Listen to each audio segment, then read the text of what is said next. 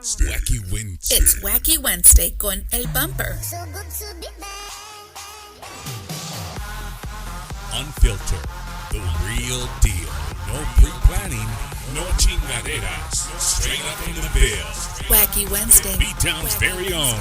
It's Wacky Wednesday con El Bumper. Here's your host, Bumper Gomez. Bumper Gomez.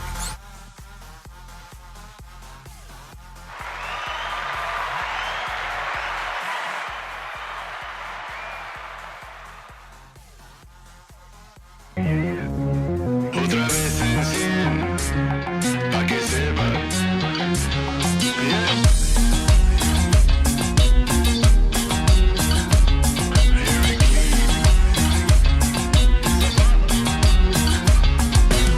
Algo va creciendo en mi pensamiento. Cuando escucho el tambor se me alegra el corazón, llevo ritmo muy adentro. Esta noche yo me perderé, con el ritmo yo me escaparé. Si me da la gana yo tomaré, y en cada trago me olvidaré. Todo lo malo que está pasando yo voy a vencer. Me gusta. Welcome to another episode of what the heck is going on here, man? So, welcome to Bumper's Wacky Wednesday. I hope you guys are having a fantastic week. Tonight, I've been looking forward to tonight, man. Really have. Oh, thank you. And my guest tonight is none other than Mr. Eric Lee. Hello guys, how are y'all? Thank you for having me. Yeah. Let me see. Let's load up our comments real quick. Okay. So again, my guest tonight is Mr. Eric Lee. If this is your first time tuning in, you're tuning in on Eric's behalf. Welcome to the show. I really appreciate you guys tuning in, As well as I do. and I was just me and Eric. I think we already had a show before the show. We sure did. we were getting into some deep conversation, and it was getting. I was like, God dang it, we should have saved this shit for the show because it's not gonna come out the same. Watch, not gonna come out the same. So man, we were getting people on here, man. Let's see. Hello from Oregon. Okay, Oh, hello, Christina. everybody. Thank you for tuning in. Mike Christmas. Oh shit. So it's just to say, and I need to share, tag a friend and make some. So this guy Mike Christensen, right? Uh-huh. He's an awesome MC. We went to a wedding this weekend in Seguin, and he was the MC of the wedding. Oh wow. And so me and my buddy were sitting there, and we're at a wedding. So at first I was like, I heard the MC say, "Let's make some noise, make some noise." I'm like, I think my friend said, "Yo, this is a wedding. Like, we're not at the club. Like, who's gonna make noise?" Like, but he kept doing it. And So my friend's like, shout out to my friend Dino. He's like, Bump, every time the MC says make some noise, we're taking a shot. Eric, within like 30 minutes, bro, we were like 6 shots That deep. no way. So I said, "Now, Were they making noise at least? No, I said I'm putting it into this shit real quick." Yeah, because So- you would have been all. Oh, dude. So I went and I found him. I said, "Hey, bro, come got- with me." He's like, "Yo, what's going on?" I said, "Come with me. You're going to the bar. You're going to do a shot with us." He's like, of what?" I said, "Just Do it. okay, look, this was going on, bro. Every time you say make some noise, we got to take a shot. You need to stop saying that shit." So we gave him a shot. As soon as he was done, he's like, "All right, I need everybody to make some." So it was pretty cool, man. And again, if you're just tuning in, my name is Bumper Gomez, and we have a weekly podcast that I've been doing for, it's going to be almost 2 years here in a few months. And I've been getting really, I'll tap myself on the shoulder. I'm getting pretty good. Oh, absolutely. Talking with Tejano artists. I love to go back and look back when I started to now, as far as like, just everything, how everything's just evolved. And I met Eric. Round table. Yeah, at the Tejano Round Table, but it was, how long ago was that? 4 or 5 months ago? No, it wasn't even that long. Yes. 4 or 5 months ago. Easily 4 or 5 months December. ago. We're in December, bro. It was July or August at the. You're right, because we did have we met before my album was released. Yes. And it was released in October. So yeah, Yeah. you're right. And so he was on the we were on Gibby's Roundtable, another podcast. Rebecca she was running it. Shout out to her. And no, man. So we started. We talked, and the dude, like, literally not his. What gravitated me to him was the fact that he was himself. He didn't try to hide anything from anybody. He was himself, and his style was it was different, but it was different in a good way. Thank you. And then, that. he was very, some of the questions Rebecca was asking us, you were very, passionate about your answers. So I said to myself, man, I got to have that dude on the show, bro. And we talked, and it just, we've been so busy, and I finally got you locked in on a date, and he's here, man. And the guy's dressed to impress. I should have worn a suit. I saw him walk in the door, and I'm like, oh, well, my mom always said you got to look your best all the time. You never know who you're going to see or who's going to see you. So you always got to look good no matter what. Even when you go get barbacoa on Sunday morning. To be completely honest, before I go to bed, I comb my hair. Hey, Eric, are you serious, if dude? the apartment complex catches on fire and the firefighters see me, I gotta look kind of good. You know what I mean? You never know. Oh, shit. Joe, I got you, man. Whenever I see you, I got your shirt. I promise you, bro. I got it here. So, again, my guest tonight, Mr. Eric Lee. Eric Lee is the son. We'll just go ahead and get it out of the way right away. Yeah. He is the son of a Tejano legend, Mr. Lee, from the Desperados. And, the Desperados are the Desperados, man. Like, there's nothing you can say. Again, very organically, authentically themselves. Where I get it from, I guess. Yeah, true. But you started singing with them, and I was trying to find videos. This week. There's just one. I was trying to find videos like somewhere of you singing up there, and I said, "Screw the videos. I'm gonna start talking to my musician friends, like Eric Lee. Like, what do you guys know about him? Mm-hmm. Because I like to do a little research of the person. I don't like just to come in here, Makes sense. blind. So I said, what did you guys think? They're like, there's the Desperados, and then there's Eric Lee. Oh, wow. So I said, a good way, bad. It's like, the dude's, he's artistic. Like he's got his style. He's got his singing, but there's the Desperados and there's Eric Lee. So, I said, well, was it very, he goes, yes, very noticeable. You know what I mean? Yeah. But you could sing. You know what I mean? Thank you so much. You can't take that from you. And, we were talking off camera, and we're gonna go all over the place.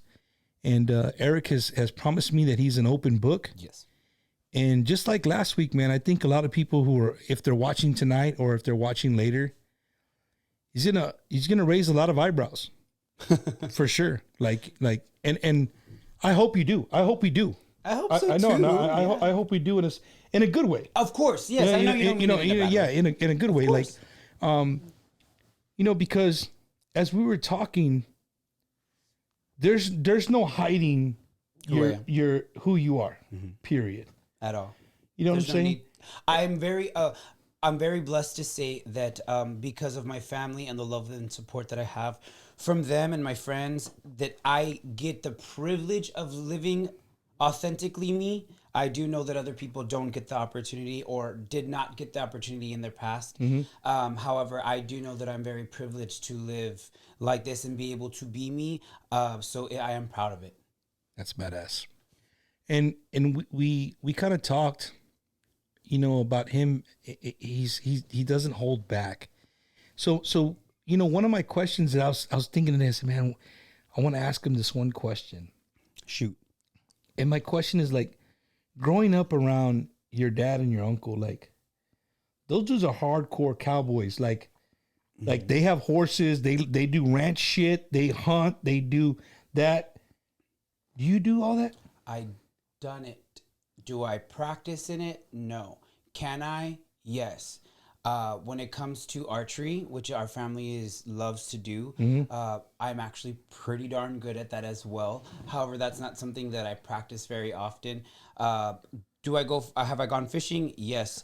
For me, my dad and my uncles are outdoorsmen, in a sense of they like hunting and fishing, not necessarily like they just like being outside in the wilderness and hiking. Like they're not like that, but they really enjoy that is like, I guess, their hobby, just to hunt and fish. Sometimes my dad will even go out and just drive the boat around and stuff like that. Me, I did it because that's what my dad did, but it doesn't necessarily have this. I don't have the same interest in it. Does that make sense? Yeah. How old were you, Eric, when you first, that music just started? Like, hey, I mean, I knew you were born into it, because your dad and your uncle, but hey, you gotta slow your roll, bro. I'm sorry. You're gonna be drinking Buchanan's after that. You're done with that one. You were just following your dad in his footsteps. When did you think that that music was maybe something that you like doing? From the moment my mom gave birth to me, I know that's kind of silly to say, but from my most vivid memory, I have always wanted to be a pop star. Always. That is the number one thing. You notice how he said pop star. And you know what, Tejano pop star, if need be, I honestly just grew up knowing that entertaining was definitely something that I was going to do because I was just naturally good at it, from being charismatic enough to make people laugh to telling stories so vividly that people get put into the situation of the story that I'm telling. So as far back as I can remember, I've always just wanted to be a famous pop star who sang and danced around a stage just like Selena. I never talk about her very often. You do dance. If you follow this guy on social media, this guy dances probably about 3 or 4 times a day. Sometimes I'm like, oh shit, here we go, dude. I said, you know what, we're gonna do a TikTok. I said, you know what, fuck it, I'll do a TikTok with you. You know what I'm saying? But then I started watching your dance. I was like, nah, Charlie, I'm not doing that shit. I'm not doing that shit. Thank you. So, real quick, saludos to El Vidal, man. What's up, man? Grupo completo out there in Florida. Shout out to La Chingona. TikTok, can't wait to see you Friday, La Chingona. To Joe, how you doing, man? Saludos, bro. Thank you for the support. And to Mr. Salazar, el músico, Carlos. Carlos Salazar plays for Little Joe. What's up, man? Hope you're doing well, brother. So being around all that, meaning the hunting and hunting fishing and all stuff? that, right? The next question I really want you to like think really hard. How old were you when you maybe started thinking that you weren't gonna be like your dad? That's a pretty wide end question. You can narrow it down, and I don't mind you like. So how old were you when you? I knew I was gay. Yeah. I honestly, it's so crazy because I don't want anybody to I don't know what people's opinions are about it, but I didn't know what it was until I'm gonna say the 7th grade. I didn't know that I was different. Right. Now as an adult, looking back, you know how whenever people would say, oh, my son or my daughter, she has a little boyfriend in pre-K, or those little things. Yeah. I had a boyfriend in pre-K, but I didn't know that that's what it was. I know that the feelings I had for that kid as an adult, like what I was feeling, I know that was like crushing on them, but I didn't know that that's what it meant back then because there are no gay people in my family other than me, of course, the one-of-a-kind unicorn. And and it wasn't something that it was ever talked about because there was nobody within the family for it to be an open-end conversation. So I didn't really know what it was until I became, a 6th, 7th grade. I figured something was different. I would say my junior year of high school was when I decided I was going to be truthful with myself and tell myself the truth that I am who I am. And as many times as I have tried personally to change it, there was no changing gonna happen. Eric, and how did your family take that? Okay, so there was so many different layers to peel back, right? It's a big ass onion, bro. Yeah, it sure was. When my mom found out and my parents found out, the way that I told them to some people probably is like, that's not how you do it. But the truth is, and I pretty much speak for almost anybody who has a fear of having to come out to their family. There is no right way to tell them when there's a fear there. There is no right way to tell them. I sent a text message, and I remember it upset my dad and it upset my mom that it was through text message. But growing up in fear of being like rejected from the family, it was like I moved to Houston with my boyfriend actually at the time. I moved in with him, and I told my parents I was just moving to Houston for a job opportunity, which I actually was. It just so happened he lived in Houston too, so I moved over there with them. After a while, and I would go visit, my family, I got to the point where it was like, I can't do this. I can't live this double life, this pretending that I'm talking to a girl or having to pretend about this or pretend about that. So I sent a text message. I didn't get a call back from my dad. And I don't want anybody to think that there's anything bad between me and my father. We actually have an amazing relationship. But I want everybody to know that for my dad, it was a hard pill for him to swallow. And I think that any Latino dad, fuck yeah, it's hard. Hell yeah. I mean, when you were telling your story earlier, I understand where you came from and how you see things. And it took my dad a while. And I want to tell the story because this is the moment that I knew everything was okay.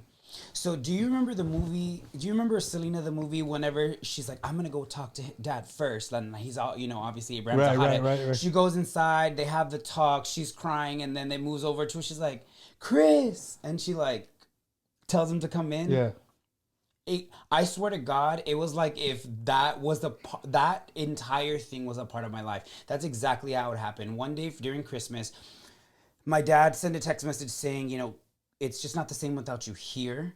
So I want you here. So I went back, and my boyfriend at the time was like, I'm scared to go inside because, I mean, if you see my dad, who's not going to be scared of him, right? He's not a little dude.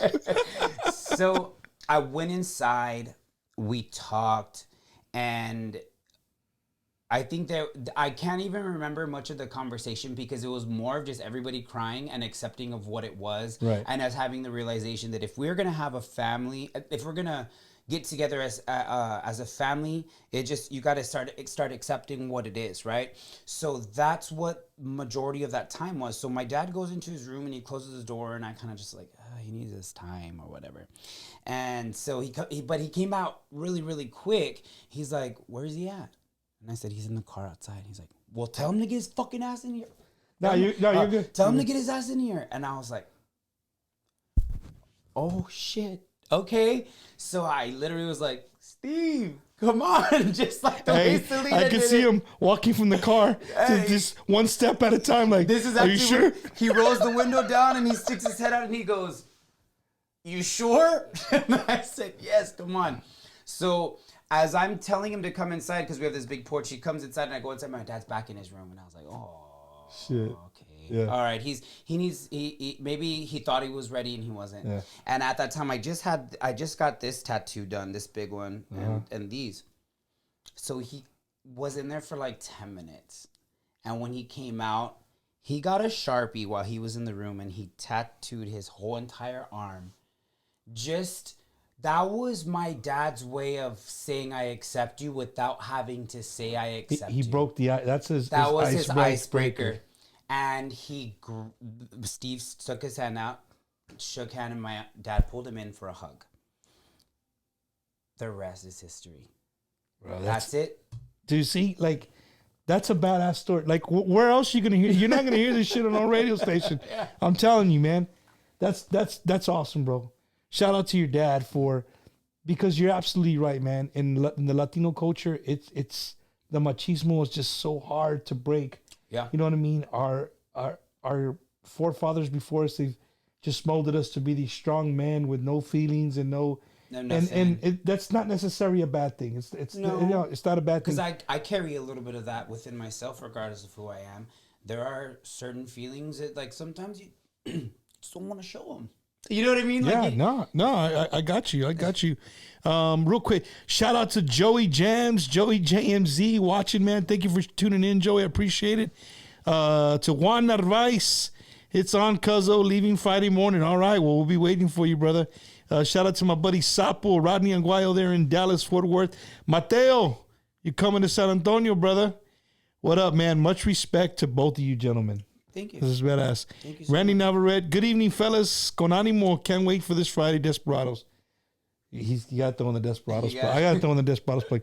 This Friday, Desperados, you want to get there early. Not to be confused with Los Desperados. Not to be confused with Los Desperados. Club Desperados, 2.0. The place to be on Friday night. You want to get there early. When I say early, you want to get there before 9 p.m. And the reason I say that is because we're bringing from West Texas, Mr. Jordan Rodriguez, he's been in the industry for quite some time, but I started like, you guys got to listen to this guy, right? I'm not the only one. No, I'm not putting it all on me. And people just, and I just want to get them exposure. You know what I mean? Of course. So you know how it is. You're a new band. You don't want to show up and it's like there's nobody here to see us. Hey, you know what I mean? Look, to anybody who's new and starting out, because I know a lot of people probably think that there was a silver spoon forced in my mouth or that I was born with one. My dad. Stop you real quick. I can tell you. I'm gonna let you finish, but I have to stop you. That's another thing that I've noticed about you. Oh.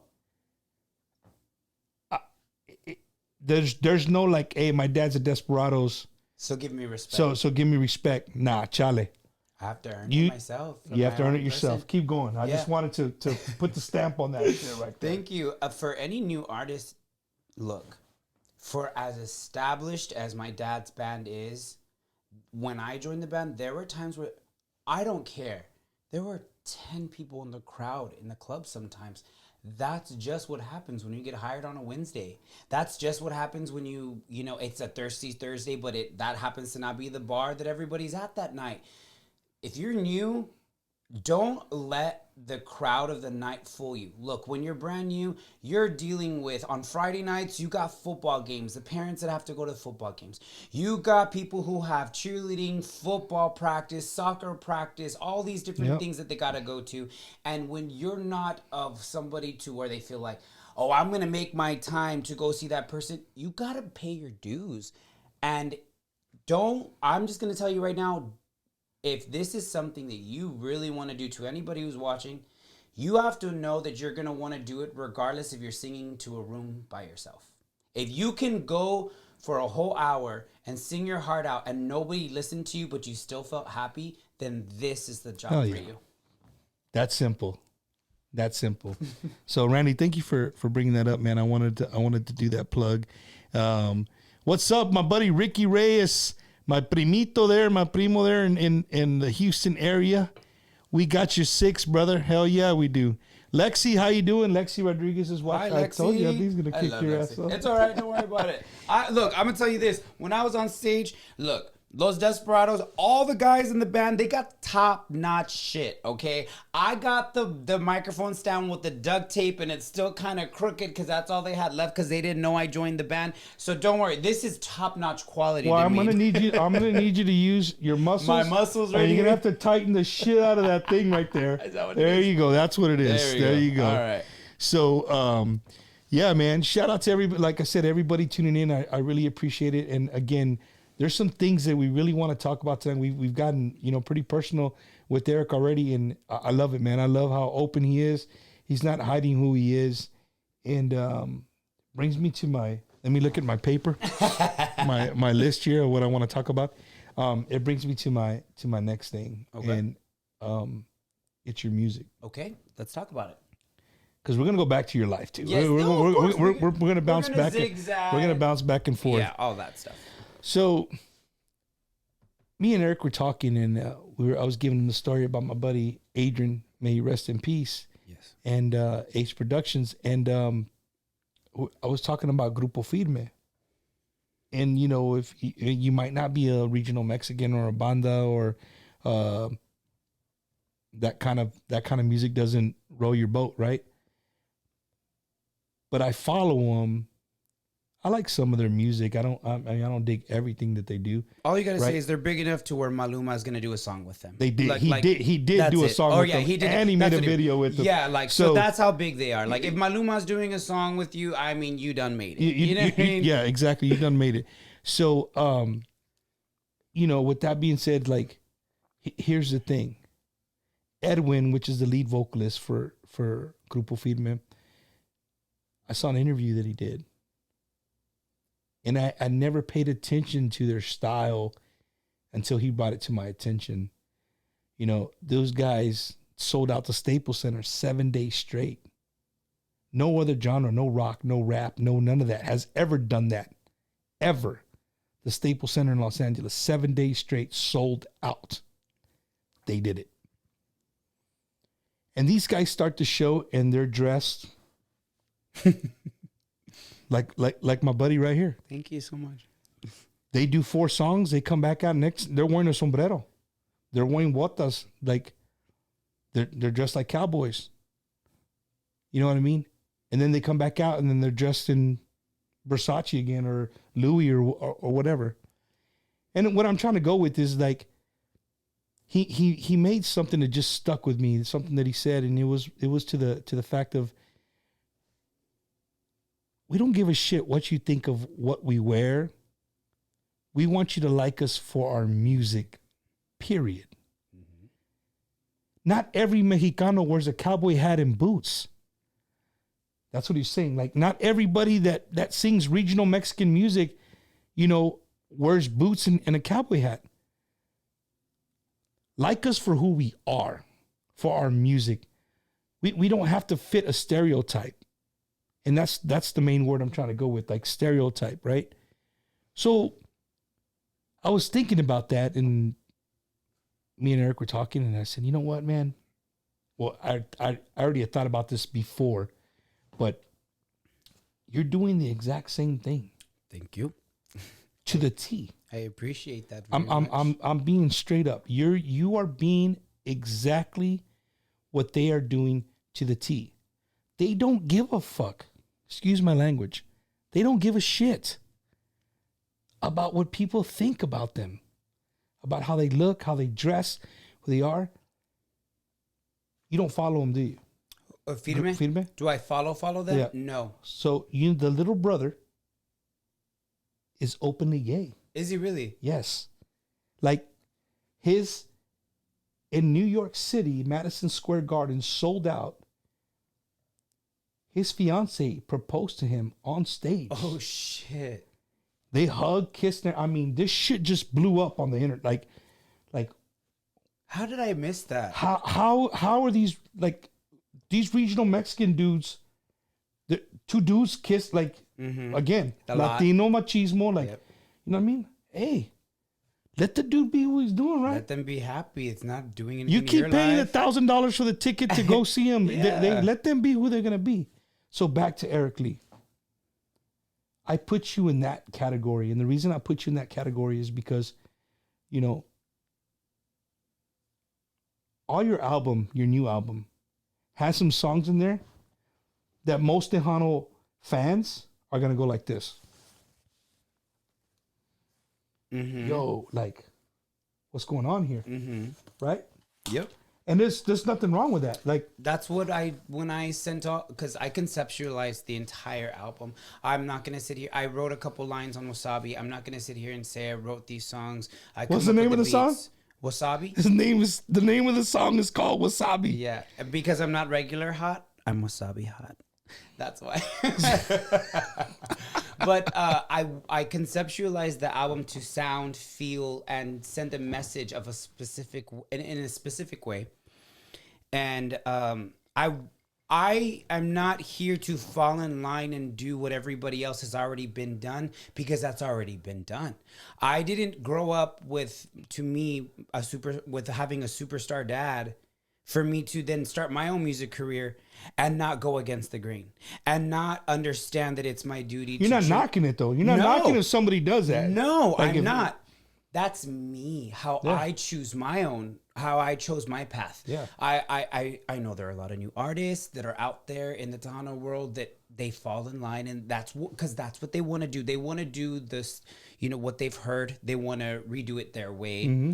I literally told Zavala when I told him about this album. You gotta slow your roll down. When you start throwing names in here, it's like when you write a paper, you can't just start using like the cutoff word. Okay. You got it one there and there. You got to explain what that is, and then you can refer back to that. Okay. So Gabriel Zavala there you is go. my producer, who happens to be an amazing producer for pretty much all of Tejano and any kind of music you want to do. As you could see, he made Latin pop music for me. He's married to Stephanie Montiel, and he is very much more on the producing side than he is the singing side, but he also has great songs as well. When I sent these songs to him, the first thing I said was, whatever rule book you go by needs to be shredded.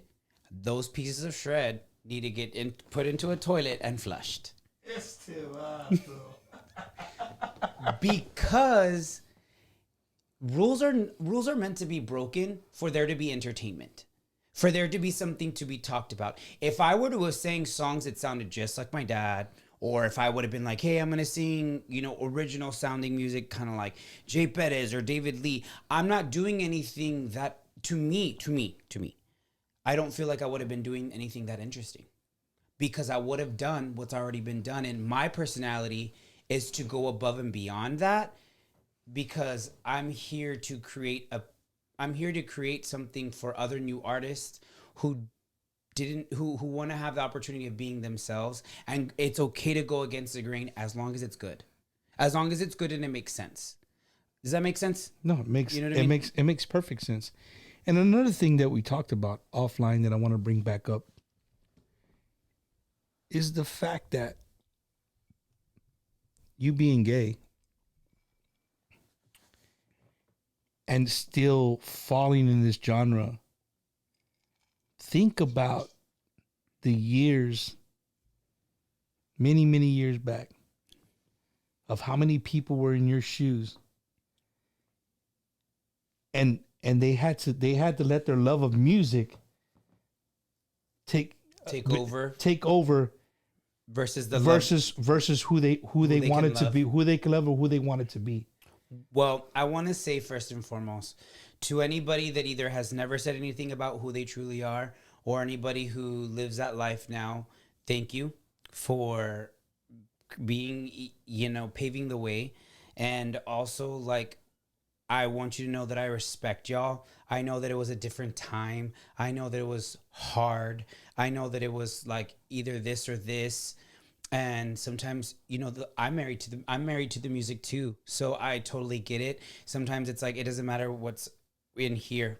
My music is the music, and they didn't get the opportunity. So when I put on these amazing red shoes that I have right here, I know that I have the responsibility of carrying on the legacy of being able to now be openly gay and proud, and being a Tejano singer, a Tejano pop singer, whatever you want to label me as, because I don't really care about labels, but other people do. I'm going to cut them off again. I want to emphasize that to everybody. It's a fucking label. At the end of the day, it's music. If you want to call the music Eric Lee style music, whatever, at the end of the day, he's playing music that he loves. You can like it, or you don't have to. Yeah. It's simple. I mean, but it is really good. No, it's actually really good.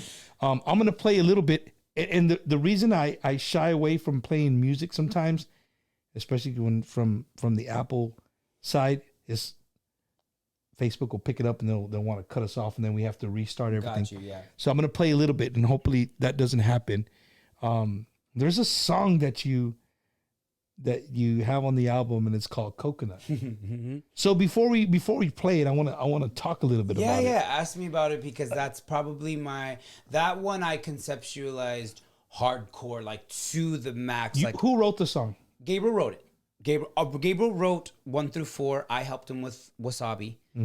Gabriel produced and wrote everything, but I want everybody to know, just because I don't want my artist card taken away, I want everybody to know that I conceptualize this. Every time. So when you say that big word conceptualize, right? You know, to the normal person like me that doesn't use conceptualize every day. Okay. You know, What does that mean? To me, I take it as like you going to Gabriel and saying, Gabriel, this is what I want the song to say. Yes. Boom. This is the flow I want to go with. This is what I really mean. And he's like, I got you. Boom. And then he starts. Point, period, blank. That's exactly what conceptualizing was. That's actually what conceptualizing is. I thought of the message I wanted to portray. I thought of the sound that I wanted it to be. And if I didn't like it, I was going to tell him I didn't like it. Gabriel, I don't know what it was about him and I working together, but I don't think he had to send too many rough drafts with the songs. He knew what I wanted from the moment I sent. It needs to sound like this. This is the message. It needs to give this vibe, because what I'm thinking about for the music video is this. So I put all of that, like for instance, it's the theme. It's like if I created a theme, right? Now here's the theme of the song, write a song to it, because I didn't want to take the risk on my first album to write it.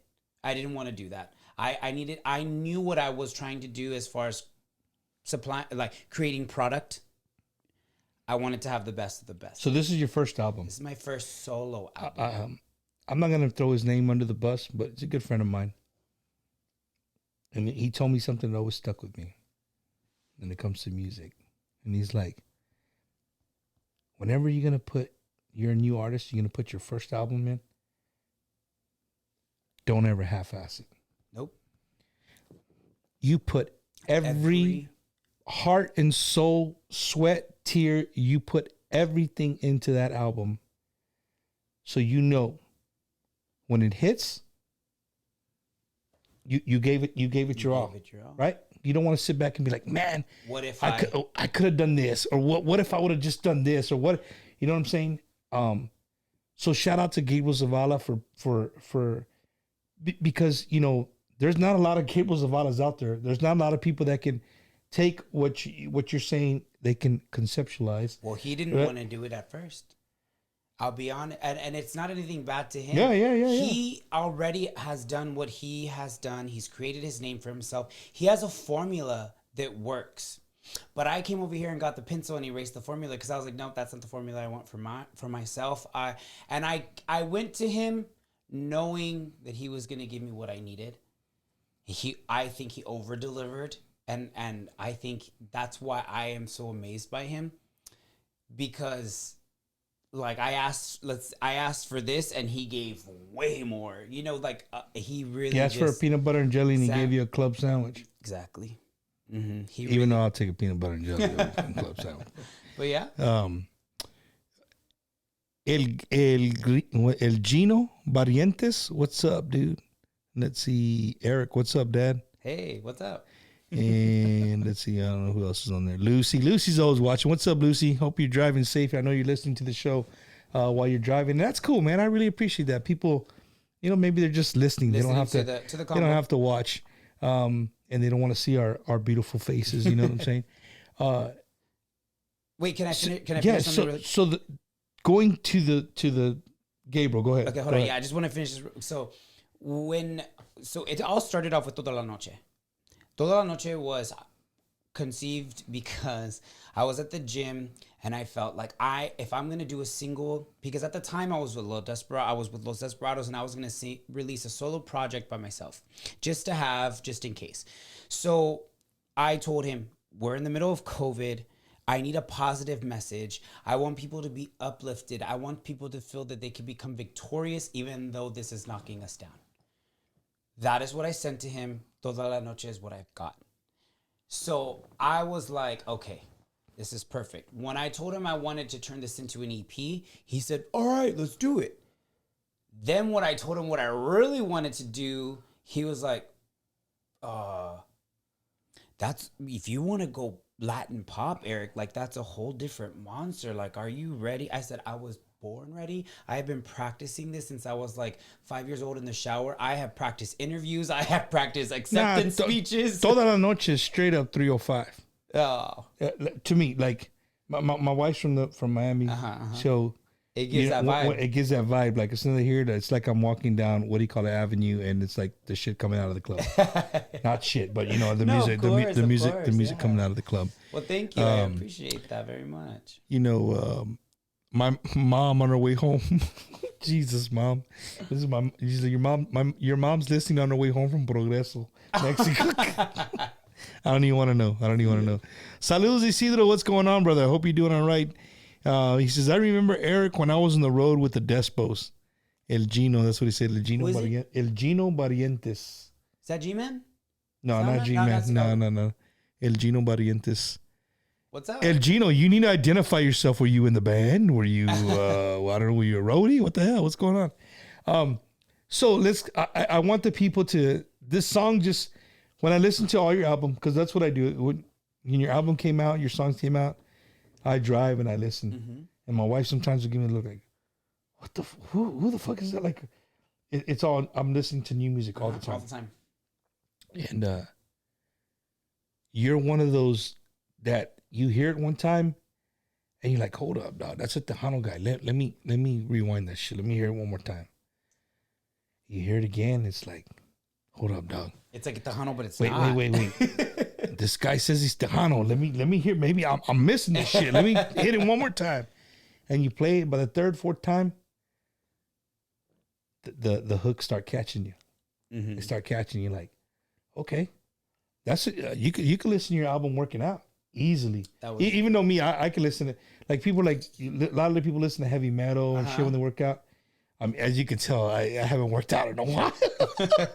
but if I'm doing something like that or yard work, whatever, I can pop in. I can listen to Tejano. I'm good. But the song that just stuck out to you the most was Coconut. I agree. Talk to me about Coconut. Okay, so Coconut was pretty. Do I need to move this again? A little bit of. There you go. You're good. Coconut was the song that I felt that I needed because first and foremost, everybody needs to know I live my life through Dolly Parton. That is my God right there. She is the most beautiful soul. She is the most like amazing thing to me. I love Dolly Parton. I'm a hick. I raised cows, all that stuff, but Dolly Parton is my baby girl.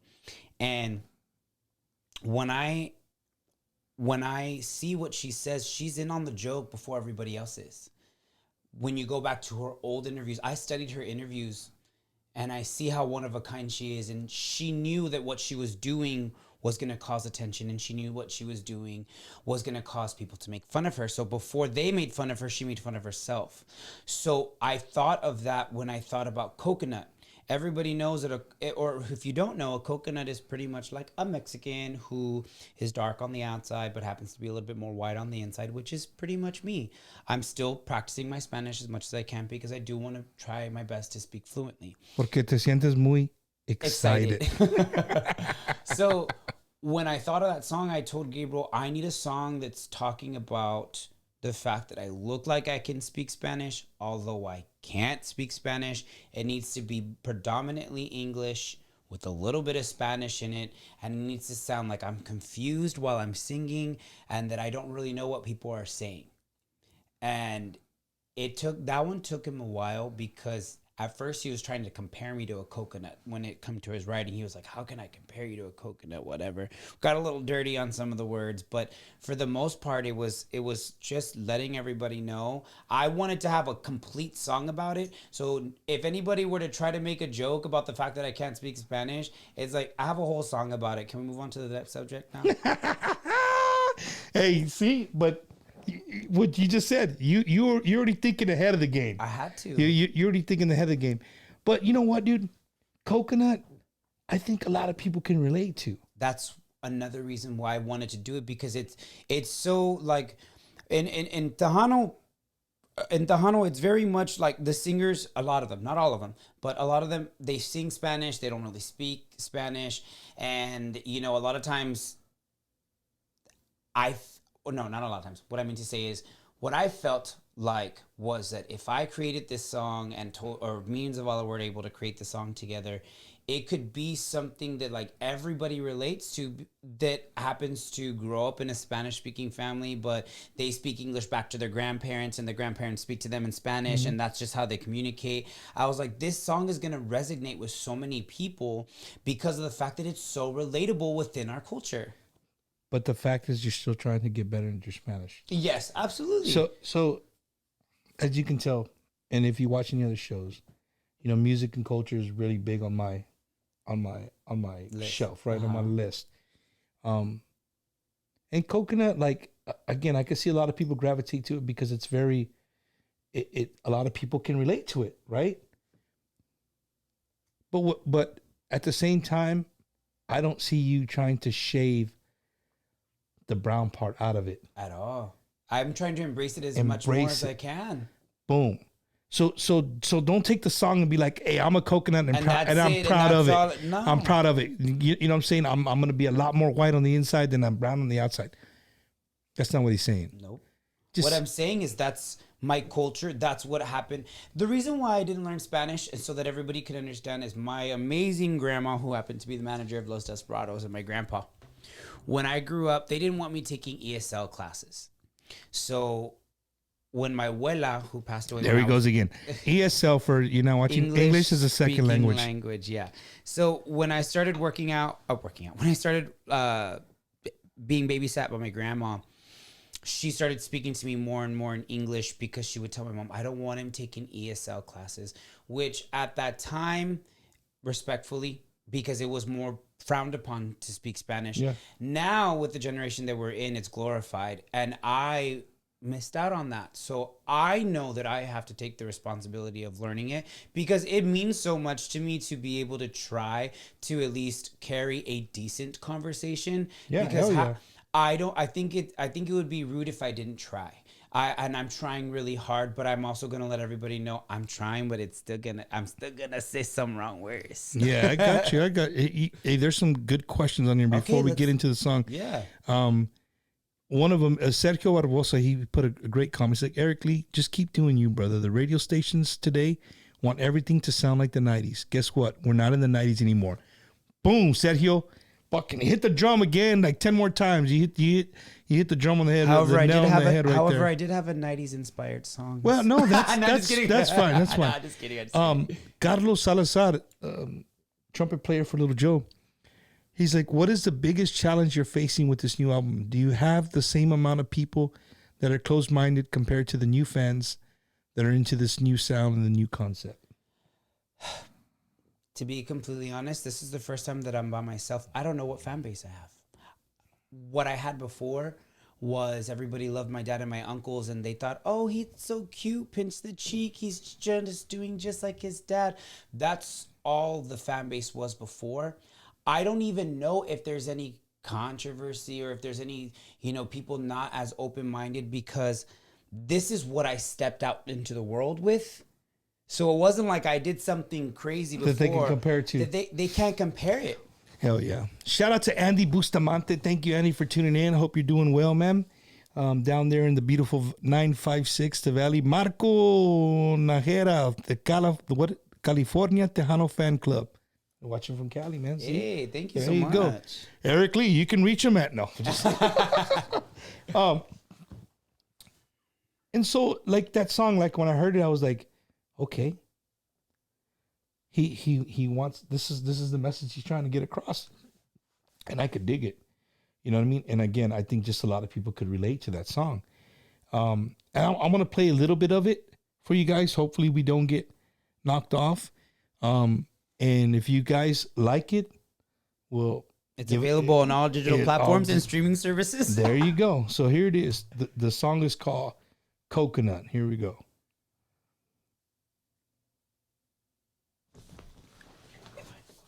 Yeah.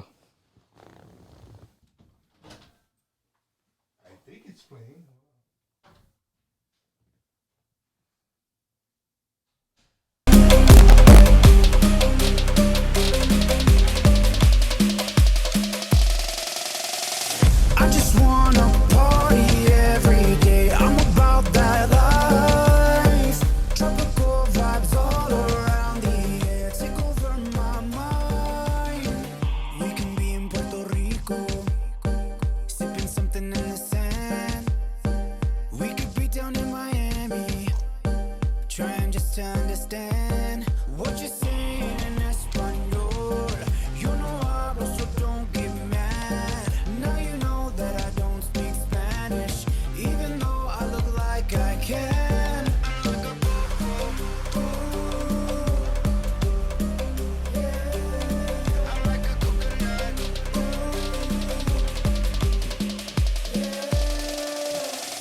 I can see you move your sexy lips, even though I try. I'll be missing everything you say, baby, no habla. I'm like a coco. I like your love when you go all night. I'm like a coconut. I see the dirty parts in there. I keep it hard, but it's sweet inside. Hell yeah. That was a little clip right there. The song's called Coconut. You can download it. Look up Eric Lee. The album's on there. You can check it out. Just a sweet vibe. Shout out to Emmanuel J, who's watching. Hey, He what's said up? fire, man. He said thank fire. Thank you. Matter of fact, I'm drinking. Thank you, Emmanuel J, for the koozie. I got my koozie right here. No, the song was straight fire, dude. And I played that on a Frito Pie Friday. I remember. Yeah, I watched. I played it on a Frito Pie Friday. And the great thing about Frito Pie Friday is it's you guys in the chat room. It's like we do have like just people who like to like listen, you know what I mean? Which is great. That's what I want. Yeah, of course. But the fact that there's just the artists and the producers stay on the chat room And they're listening. and they're listening, they're giving each other like, hey, I dig that, or you know what I mean? That was kind of jazzy or whatever. I think that shit's cool. I think so too. You know what I mean? It's cool. And I hope it motivates people to try something different, to understand it's okay to try something different.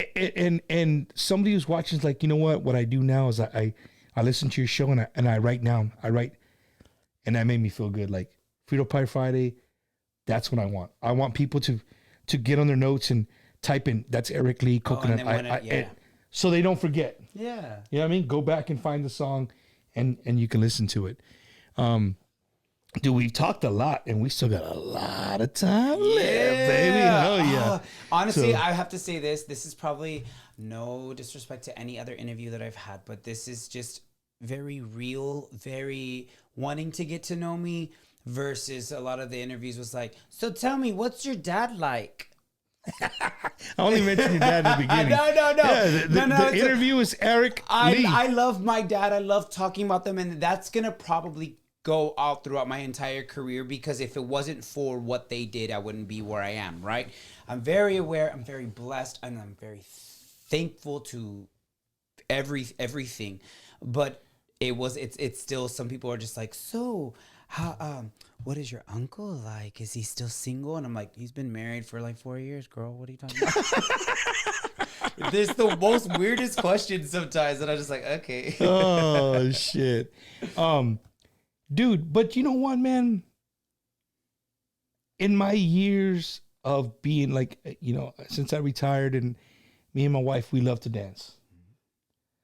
And it's not sad. I don't want to say it's sad now, but you know, now since I started doing the show and I go to shows, it's like I'm talking to people all the time. People who watch the show, to the artists who want to talk. Yeah, they like, want to talk to you. You know what I mean? And we Yeah. talk. And Marketing. They're marketing. And so my wife's like, so We're not gonna dance no more. yeah, so she's like, you know what? Fuck it, I'm not even going. Like, she doesn't even go no more. Like, babe, you know, I don't know. The Conjunta Cats are playing at wherever. Oh, shout out to Kununta Cats. Yeah. He was on the round table with us. Yeah, Art was, and he plays with us Friday. He's playing at Desperados Friday. You know, now she's just like, you know what, you're just gonna talk, so I'm just gonna, I just stay home. So shout out to my wife for you know, just taking it in, man, like letting me do what I like to do, and you know, I'm glad that you said, you know, about the interview. That means a lot to me. But also, people like, why do you do it? Like, you know, what makes you do that? I said, one, I'm a fan of the music. Two, people like to fish and hunt and golf, and this is my outlet. You see what I'm saying? Yeah. This is my outlet. So with that being said, here I am, and here At we the end are of the day, you doing just it. enjoy doing it, and there's Yeah, nothing hell. wrong with just enjoying interviewing somebody. I like being interviewed. There, So hey, there you go. So it works out, man. New release, Lupe Signs, Ilusión. I'm not playing new songs, Wacky, but I'll check it out. I will check out that guy. Eric, Yes, sir. you being who you are. If somebody, I had this conversation again with somebody else. If somebody says, I want Eric Lee to perform next Friday, Mm-hmm. you have a band? No, I don't have a band because the sounds I have, and the music magic behind it.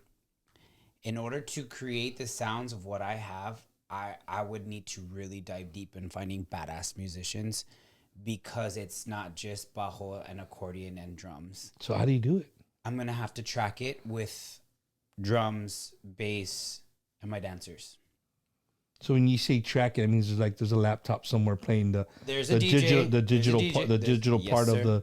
of what musicians can't. And a lot can't of play. people don't know that a lot of Tejano artists Oh yeah, actually shitload of have people. it. Yeah, a lot of people use it. A And lot of people use it. Because what they don't know is that when they play the track, they're all just playing over the track.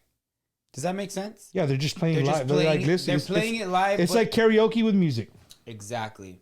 So I know I'm very aware of where I am in my journey. I'm very aware that I'm in a, if you will, I'm Ash Ketchum and this is my starter pack. This is my Pikachu, my Squirtle. I Right. just started. I know that. I'm very aware of that, and I'm not delusional. I'm not going to pretend to be un gran estrella de los Tejanos when I'm not there yet. I have a lot of work to do, and I'm only going to get better from here. I don't know what my journey of performing is, because all I've ever wanted to do was to sing and dance like a pop star. So I never really thought full band or what am I going to do? I've always just been worried about, am I going to get the dancers? You know that's hard as hell to do, right? What? What you want to do? Absolutely. And the reason I say my is, dad told me straight up, you're crazy. yeah, and I'll tell you, I'm not a fan of Maluma. I'm just You're just not. Yeah, there's one song, the Entre los Cuatro, whatever. Mm-hmm. That's the only song Feliz de that los Feliz de los Cuatro. That's the only song that I recognize. Mm-hmm. But my wife got tickets to Maluma, so happy wife, happy life. Mm-hmm. We go to Maluma. We're at Maluma, and I'm thinking and he has a band, but he plays like Prince. Prince used to be I'm the star, and he did you go to Maluma to the concert? So he has this cross stage, and at each of the corners of the cross on the ground level is the band. A drummer's got one You don't corner. see them, really. You don't see them; they're real dark. Dancers come up, right? The dancers take the thing, but at the end of the day, I told my wife, I said, you know what? That's hard. I respect him for that, because that's hard as shit to do. For you to be the one guy up there You are singing, the dancing, you're the only entertainment. You're the only That- entertainment. That's super, super hard to do. And in our genre, it's even harder. You know what I'm saying? and I knew it was, But the fact that you took that on, you said, "Fuck it, I'm let's do it." Look, I grab the bull by the horns and I flip them over. La chinga, Because I knew that doing what I wanted to do and sharing the vision I had for so long, the vision of this album and how I'm going to perform as Eric Lee was all manifested. Manifested means it is something that you constantly think about, that you can make your future. I would manifest it on the road back home from being with Los Desperados, when I did not, again, with the silver spoon in my mouth, it doesn't exist. I decided to sing with the band, and after we were done at 2:00 in the morning, you pack up, and I drove all the way home from Houston, or I would drive. So halfway we're gonna from fucking do a Dallas. timeout, Yeah, go. and we're gonna remember I told you I'm scatterbrained. Yeah, well, me too. That's why I was. And you said you brought up your dad. You're like, I'm so glad you haven't brought up my dad, and not in a bad way. But now I'm gonna bring up your dad. Yeah, bring him up. How to your fans, to Los Desperado fans, how did that come about? How did you say, you know what, Dad, Theo, give me a mic because I'm getting on with y'all. That's literally what I said. It's literally how I did it. I grew He said that's how I did. Like I just said. No, I'm not kidding. Like I'm telling you, these cajones swing big, and I don't mean it like in any like I don't know where I get my freaking bravery from. I don't know where I'm just like, hey yo, dad. So Cuatro Caminos. I heard Jay Perez singing it, and I think I could do it like that. So can we practice? Like I was very just straight up with my dad. Like I said, I've always wanted to be a pop star. How it was gonna happen, I didn't know. Right, growing up continuously, I dreamt about it. And I finally said, look, there's a segue somewhere. There's got to be a segue somewhere. Look at what he's done. There's got to be a segue. So I said, Dad, I want to sing with y'all. Can I sing with y'all? And he was like, well, let's see what you got. Right? He pulls out his bajo and he's like, what song? Cuatro Caminos? Okay. He tunes up his bajo and starts going. And I'm probably like, es imposible. He stopped me like I didn't even finish the second word. He's like, no. Let's start again, but like on key. Like he For real? No, I'm not kidding. Like this is not fake. I in my head thought I was so good that I literally was like, let's sing it then.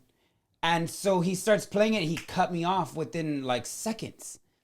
And he says, do this. All your mojo just fucking got fucking tough. I swear I literally melted to the floor. Like I just felt like, get me out of here now. But what it did was there was so much character building within Eric Lee finding himself at that time. Kind of re-humble you real quick. Easy as shit, he humbled me quicker than you can imagine, which is why I believe I'm the person that I am now and why I have so much respect for my dad and so much respect for every band member because they humbled me. I didn't go in thinking I was arrogant. I just went in being like, I could do this. And it's like, yes, you can, but you got to do it right. You know what I mean? You can't just... So that day that we started, I mean, there would be times where there was one word and our house was kind of built like a maze. So like... Like a what? Like a maze. So like for some reason there's like a center in the house that was a room and the house goes into a square or a circle like that. So it goes... So he'd be like, go take a lap. And I would walk around and he'd be like, what's the word? And I would sing it and he'd be like, no, take another lap. You're not doing it right. On one word. And how old were you when you're doing? This was like, I was already older. So I was battling being a man with a man. And it was like, but if I try to have an attitude with somebody who's been doing this for 30 years with countless awards and everybody knows who the heck your dad is, how are you going to come at him telling him that what he's saying is wrong, right? So I had to learn like, okay, I wanted to do this. He's helping me. He's not going to tell me something bad. He's not going to tell me constructive criticism. Yeah. So I practiced that song, and there'd be times at local gigs, oh, my son's going to come up and sing a song, and I would sing it, and I swore the entire crowd was gonna like want my autograph afterwards, right? Like nobody gave a shit that I sang that freaking song. They probably thought I was some drunk guy. You know what, dude? The more and more I hang around with musicians and I'm backstage and shit, I just remember like going to dance. Like, man, right now I'm backstage. There's probably chicks everywhere. The dudes are fucking getting drunk. They're probably just having a party time. Just like, hey, call us when it's time to get on the stage. And you go back there, nobody there. And they're the most fucking dry ass. Like, we're just here. We're waiting. We're waiting. We go on in an hour. You want to go get a Whataburger? People, dude, that's how it is. Like, I've gone live, and people hit me like, "Yo, really? You're like, that's what's going on backstage?" I'm like, don't get me wrong.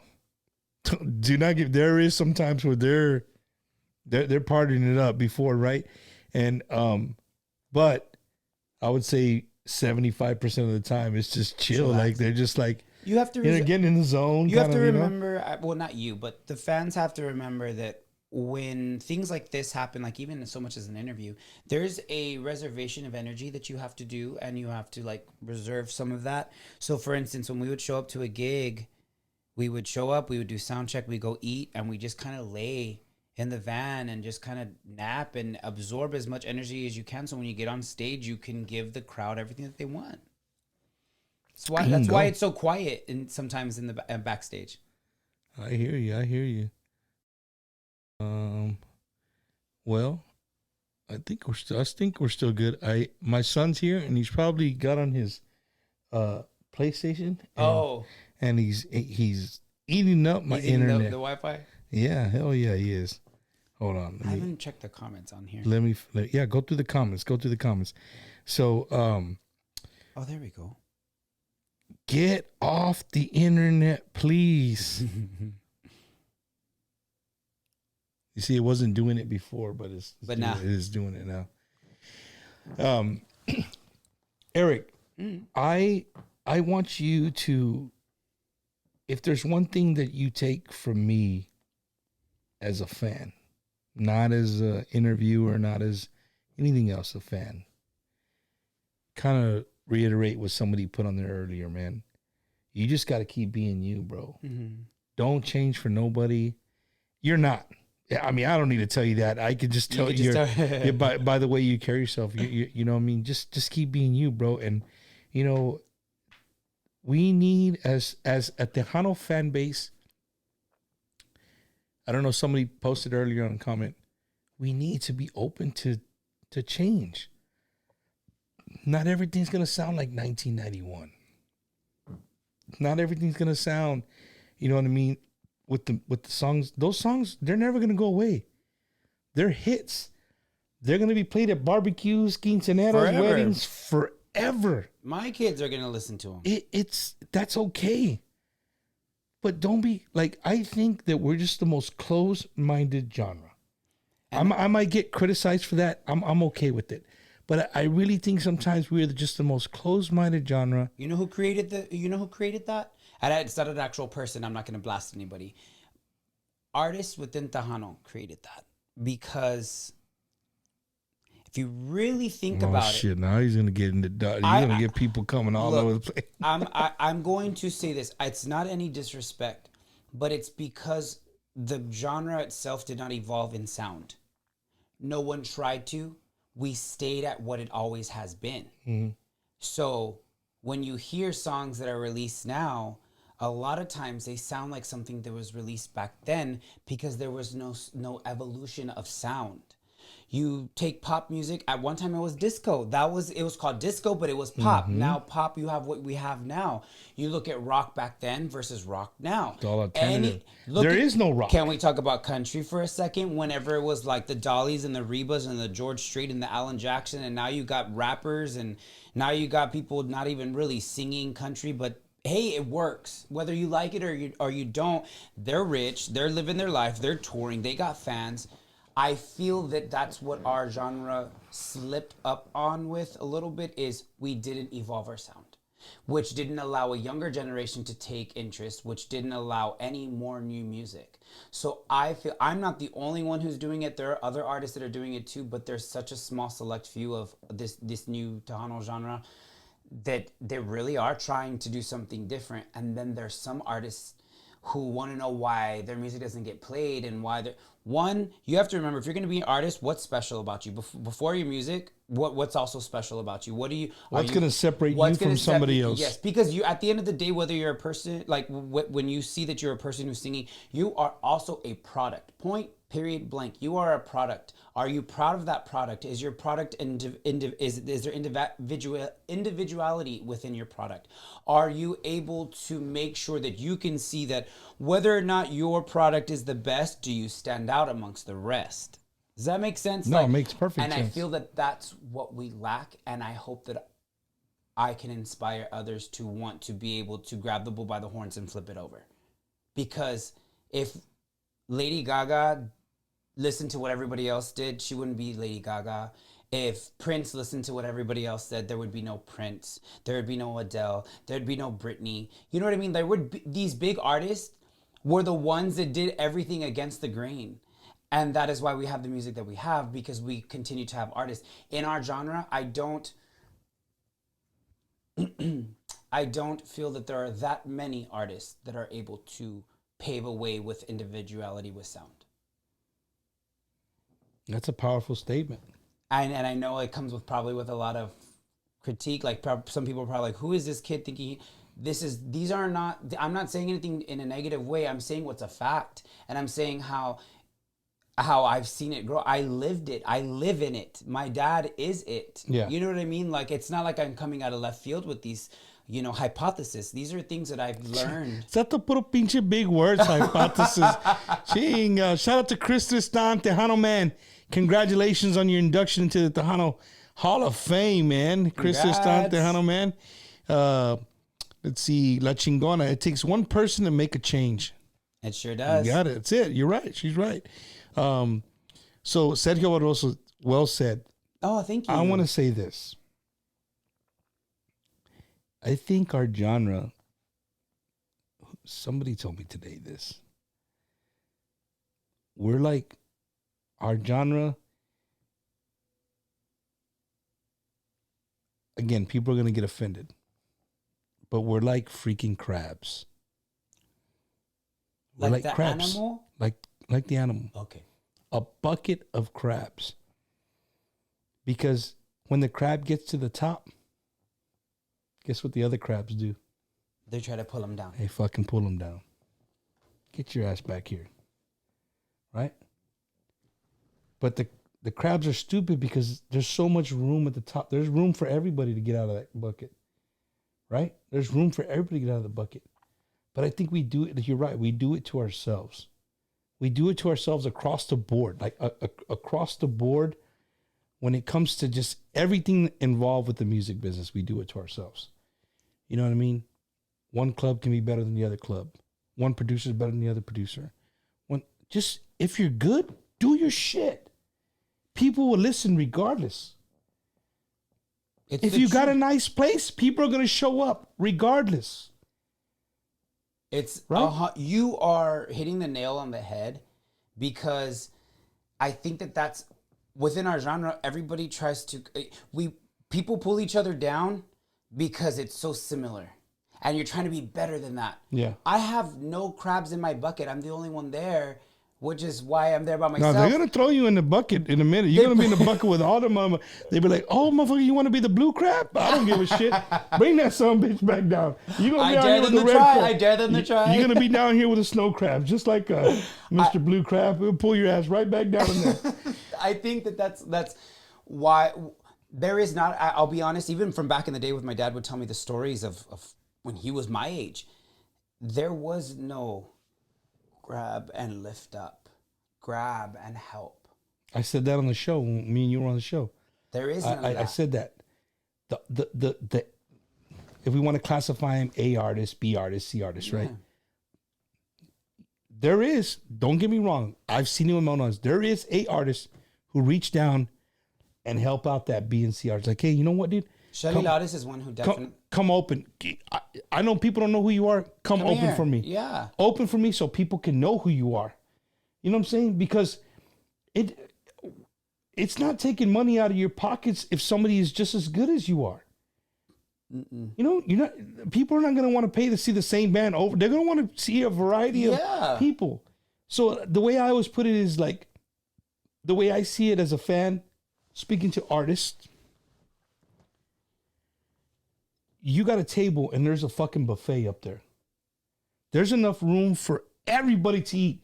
There's no reason you to pull out your elbows and be like, "Nah, Charlie, get the fuck down." Yeah, there's no you know what I mean? You're that. not sitting here. This is only for us. But then and then you revert to this. But you ain't paid your dues. You ain't been grinding the way we've been grinding for 25 years to get here. I get it. I get that.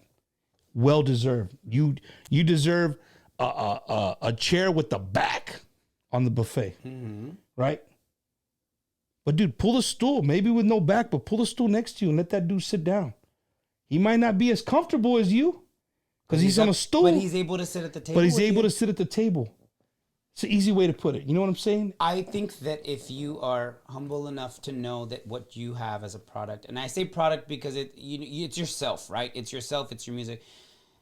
If you know in your heart of hearts that you do the best that you can and you are amongst the best of whatever it is that you're doing, you will have no problem lifting somebody else up. It is when you are insecure and feeling that somebody else is better than you, that is when you don't want to lift up. I'll tell you this right now. Wherever this journey takes me, I'm going to not only reach out my arms, but my legs. Because I had an entire band grab me and say, you want to be a singer, motherfucker? All right, come on now, figure it out.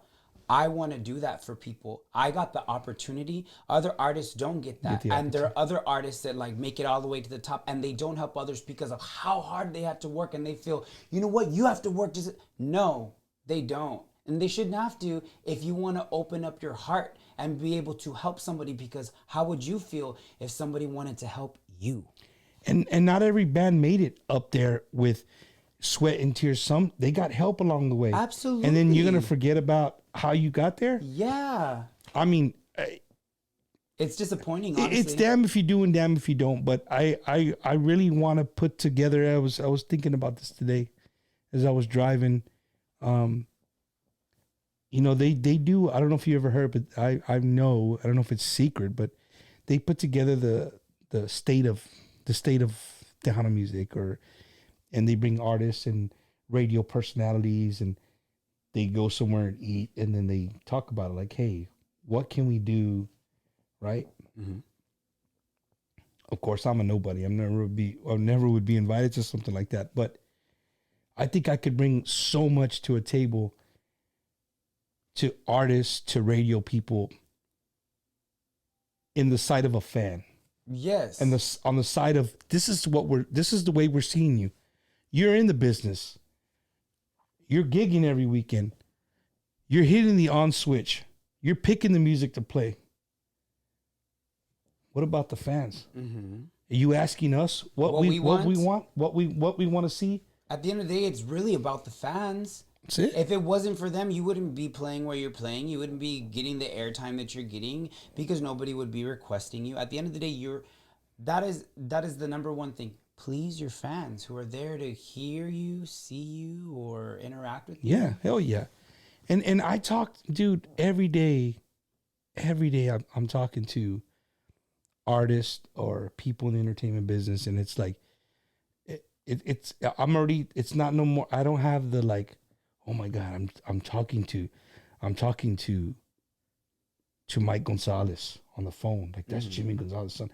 I'm talking to Joey Jimenez. Like, Joey Jimenez, like, fucking one of the greatest drummers of all time. You know, like, I don't see it that way. And sorry, guys, I didn't mean to throw you under the bus, but you're the two knuckleheads I talk to most of the time.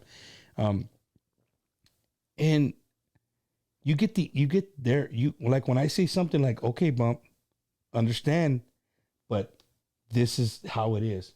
Okay, now that makes sense to me.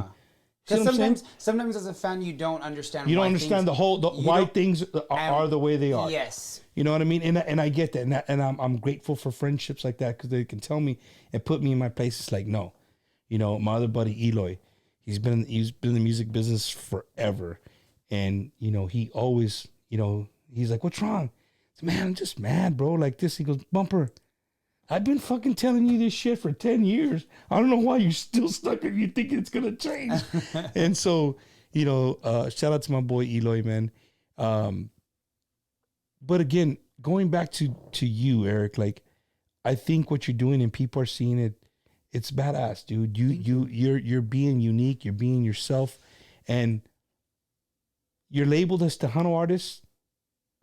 But again, call it whatever you want. Well, I'll be honest. I never said I was Tejano art. Like, not to you. I'm saying in general. For anybody who's like when I released it, they're like, "Well, that's not Tejano." I never said it. I literally made a statement and it said, "I'm going to be creating Latin sounding music."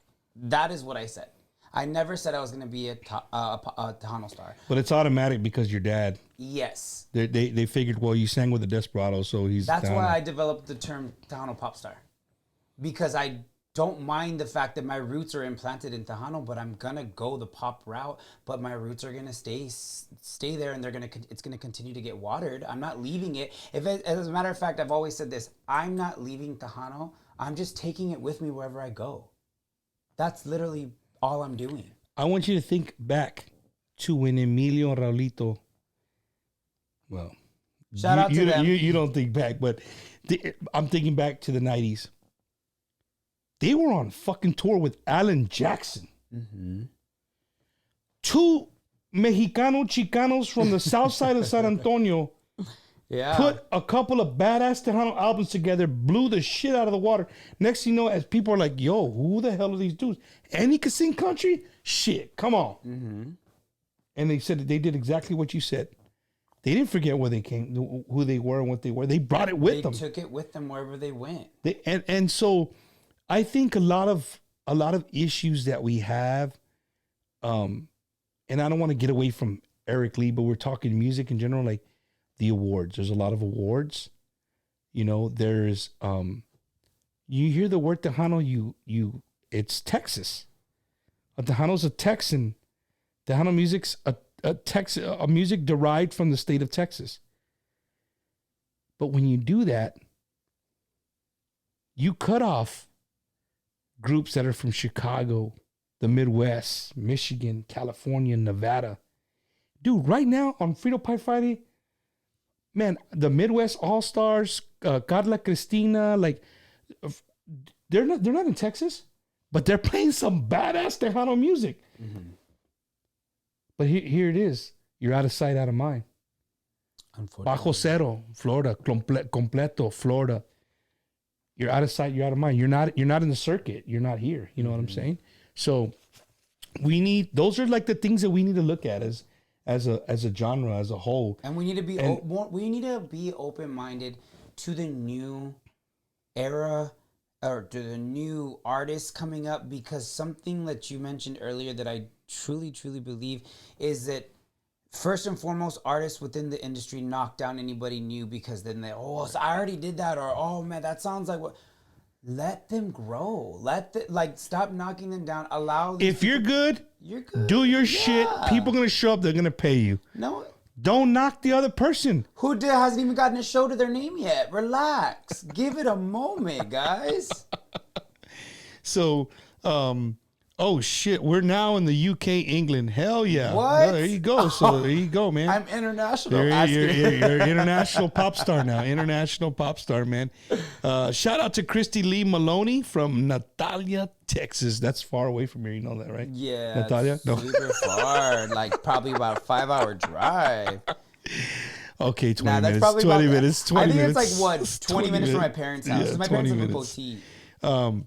So, shout out to all my friends that are on the radio. Oh, shout out to Cesar Martinez, the one who sings for David Lee. Is he on? Yeah. Mm-hmm. Is he on there? Shout out to Cesar. He is such a good guy. He's really nice. He's really sweet. Bro, that dude can fucking sing. He sure can. He's been on here.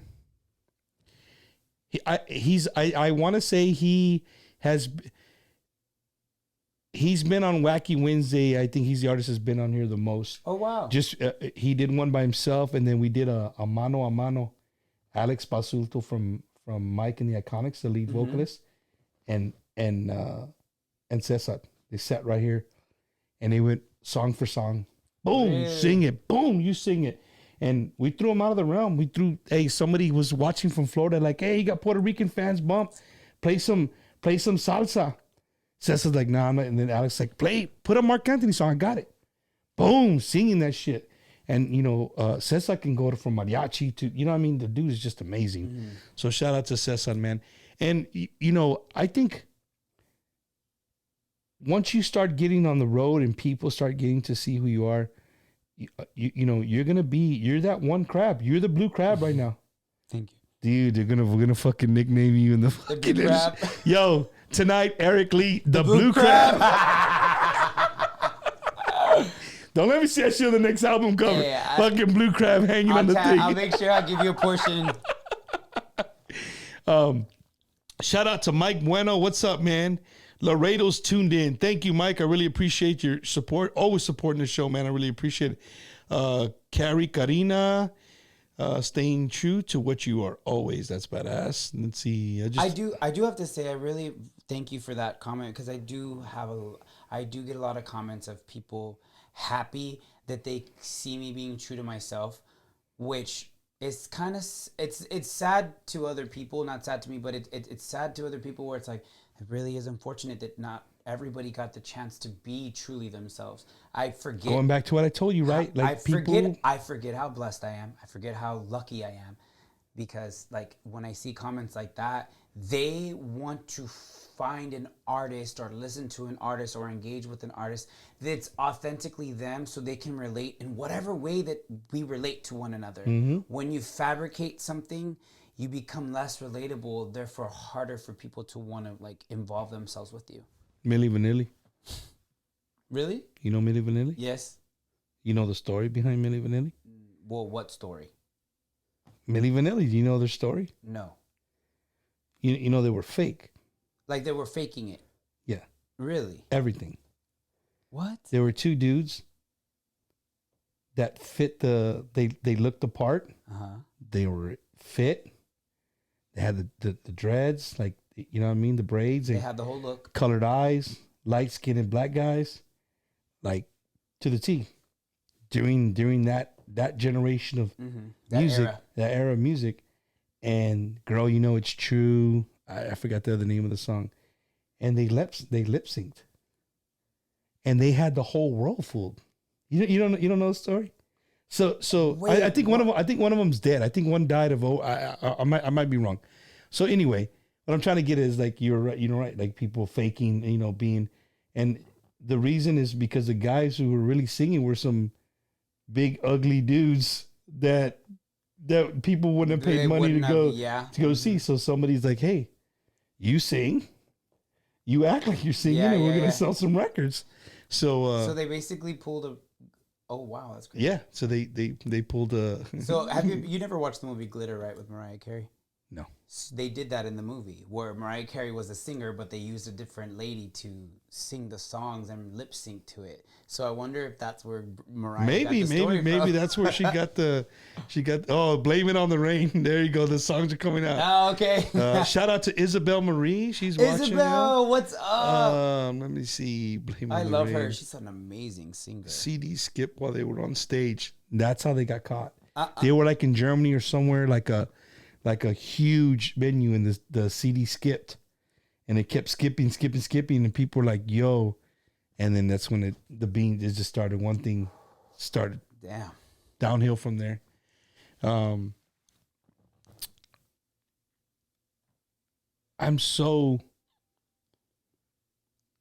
impressed, and I'm as real can be. If you guys know me, on this show, like I don't sugarcoat shit. I'm really impressed about the way you carry yourself. Wow, thank you. In the industry, how you coming out, guns blazing, and excuse my language, don't give a fuck. Period. Remember what I said earlier? I said that a buddy of mine told me if you're gonna make an album, and it's gonna be your first album, you better put every fucking thing into it. You heard Eric Singer say that, Mr. Zavala gave him way more than he ever could imagine with it. And instead of overwhelming himself with it, he said, fuck yeah, let's do it. This is who I am. You're going to see me on social media every day, dancing to my shit. Mm-hmm. You're going to see me, hey, I listen to my music in the gym. You're going to see me being just me, being who I am. You know what I mean? And I'm not changing for anybody. And guess what? My music's still going to be here. Period. Wow, it's crazy that you know what I'm saying? I carry myself how I was taught to carry myself, and how I've carried myself over the years. I realize as you say it that's how it came across.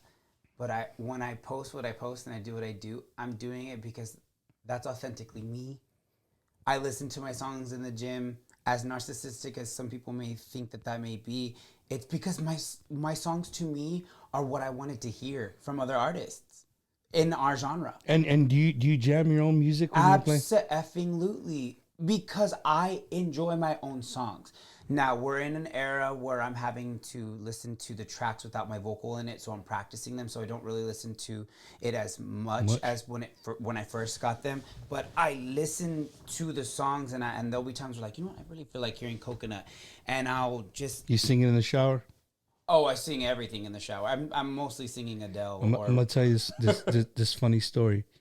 So before Bumpers Wacky Wednesday was really, really popping, and I wanted to pop even more. I had Michael Salgado come here. Really? Here, right here where you're at. Michael Salgado humbled himself to come to something he had no He's idea also about, a really right? nice guy. Fucking nice as shit. So my wife embarrasses the living shit out of me. It's Michael Salgado, bro. Come on, you know?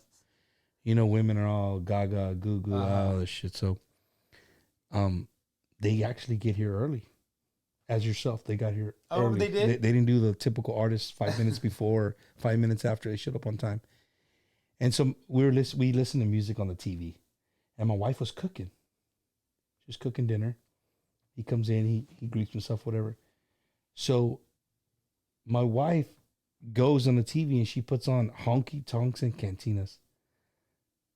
And I look at her with like the face like, are you freaking kidding me? Like you're playing his song, like the dude's right here. Like, you know what I mean? He had stepped up to take a phone call. He walked to the front door, he did a phone call. He's walking back down the hallway. And all you hear is honky tonks and cantinas. So my wife just like stops. And so I look, I'm like, he sits down and said, Mike, did you really just sing the song to yourself that? And he's like, yeah. I said, do you do that? He's like, yeah. I like listening to my own stuff. And here I was like all embarrassed because my wife's playing the shit. And he's jamming the shit out of it like nothing. Yeah. So I thought you know why he does that though? There. He does it because what he recorded is what he wants to hear, and what he hears sounds good to him, and it's a bop to him, even though it's himself. Yeah. If you make a face cream that's really good, why are you gonna use a different face cream? You know what I mean? Exactly. Hey, this guy, not this guy, my buddy Rodney, from Fort Worth, Dallas Fort Worth area. He's like, bro, awesome interview. Next time, I'm grabbing a thesaurus on the way home. Oh my God. Okay, so I have to say this. Dude, you're not lying. I would agree with you on that shit. Okay. So if you guys see Eric Lee getting interviewed anywhere else, make sure you got your fucking thesaurus with you because you're going to need it. Guys, I have to say this though. Look, I truly can't believe that. I guess I these words that I use, it's because faking it till you make it, right? That was one thing I actually had to do in high school. I was not the smartest. Were you an athlete in high school? Yes, I was a cheerleader. And cheerleaders are athletes. Let's not get that as a debate because I will whoop ass. I'm going to tell you that right now. I will whoop some ass, okay? Because these cheerleaders could run circles. And, oh, I know. I seen the college cheerleaders and the dudes are like ripping out of their fucking uniforms. Wait, what was I saying? See, you started talking about holding girls' butts in the air, and then now you forgot. What were we talking about? About the thesaurus. Oh, so in school, in order for me to pass classes, I was the teacher's pet. I said yes sir, no sir, yes ma'am, no ma'am. I was always early to my class. I never gave trouble. I just had problems. If I wanted to chit chat sometimes while the teacher was talking, maybe, but I also had a really hard time with memorizing stuff for tests. I remember one time I was so defeated because I studied all night and stayed up till like 2 a.m. for this test that I said, I'm gonna freaking pass this test. I'm going to. I need to stop failing. I need to compete at nationals, right? So I studied all night, and when I got my test back and I failed, I was devastated because I was like, why am I not able to like understand this? So I was always known as the dumb cheerleader. But I had friends. It wasn't like... Hey, but you had to pass the cheer, homie. Because let me tell you what... You had to pass the grades. Let me tell you what I would do. No pass, no play. You're right. But there was an exception with cheerleading. That's what happened. There is that. I actually didn't like the fact that I laughed along with everybody else in the moment, but as I started to get a little bit older, I did feel dumb. I really did. For a while, it affected me where I felt like I was not smart, which is why I think music is so passionate to me, because it's the one thing that I feel like I'm fucking good at. I can sing, I can dance, I can perform, and I can light up a stage. And the vato can lift some metal. Can lift some weights. So I learned a lot of bigger words to make myself sound smarter. So now as I'm 30, I've probably been using the same 5 big words. To use them over and over again. Shout out to Sonia de la Paz. Hey, Sonia. She's watching. My girlfriend from the music video. There you go. Sonia de la Paz is watching. Wonderful artist. Also to the homie, Miss Di Marie. Another beautiful artist. She's watched as well. And Chingona. Chingona's been on here the whole time, man. I appreciate it, Chingona. Thank you so much. Have you seen Chingona on TikTok? She's fucking hilarious. Oh, on TikTok? No. Dude, she's hilarious. She brings music content and makes our music relevant. Oh, okay. She brings comedy with the music. And then her other side of her, she can be very serious and very passionate about herself and what she's becoming. I love following her. Wow. Okay. Like just I'm Chingona. You heard, I don't blow smoke up people's butt. Like, I'm being serious. There's some people that I like reading what they have to say every day, or you know. And there's some people that I follow, and it's like, okay, they're funny, but I don't want to see this shit every day. Mm-hmm. And then there's some people, like, anything they write, I'm gonna read the whole shit from the top. It's just, I'm being real. You know what I'm saying? And she's one of those people, like, you know, her TikToks are freaking funny. You know what I'm saying? And then you follow her on Facebook, and she'll talk some personal stuff, and it's cool, man. It's good. That's the great thing about social media, is that you kind of in a way get to know people without ever actually physically knowing them. Does that make sense? But the bad part of this is, like we were talking, social media can also, like, you paint this, you know, people can paint this facade, this picture of a picture perfect family. Well, fuck, I know you for real. Not only that, they can paint the picture of a very charismatic, kind person, and then you meet them to do interviews, or you see them outside of their TikTok world, and they may not be as charismatic. That's me. No. There are some people where I freak out when I see, like, they come across so confident on social media platforms, and then when you speak to them, they're almost bashful, and they almost it's because they're very confident around the phone, but because nobody's in the room with them when they're making the content that they're but making. that goes to everything, Eric. You remember back in the day when, you know, me growing up, if you liked a girl, you have to go and tell her. You gotta go, like, talk. Hey girl, what's up? Like, you know what I'm saying? I'm digging you. You know what I'm saying? Or you'd have to write a letter and give it to her, or you know what I mean? And now it's like, can I get your number? Okay, I'll text you. And then now you're brave. Yeah, and then you walk now away. You're brave, and it's like, so times have changed, man. And before we say goodbyes or anything, I want to bring up something as well that I want you to take from here. Okay. That you're fucking really good at. Social media. You think so? Thank you. Because some artists, I especially older artists, they're not in it yet. And the older artists that have figured out the social media, they're fucking booming. Mm-hmm. Right? But again, it goes kind of to like music, right? Like some people, they're stuck in their ways. Like, man, I don't need that shit. I did this. I've been doing this shit before that. I don't need it now. Mm-hmm. But it's a tool.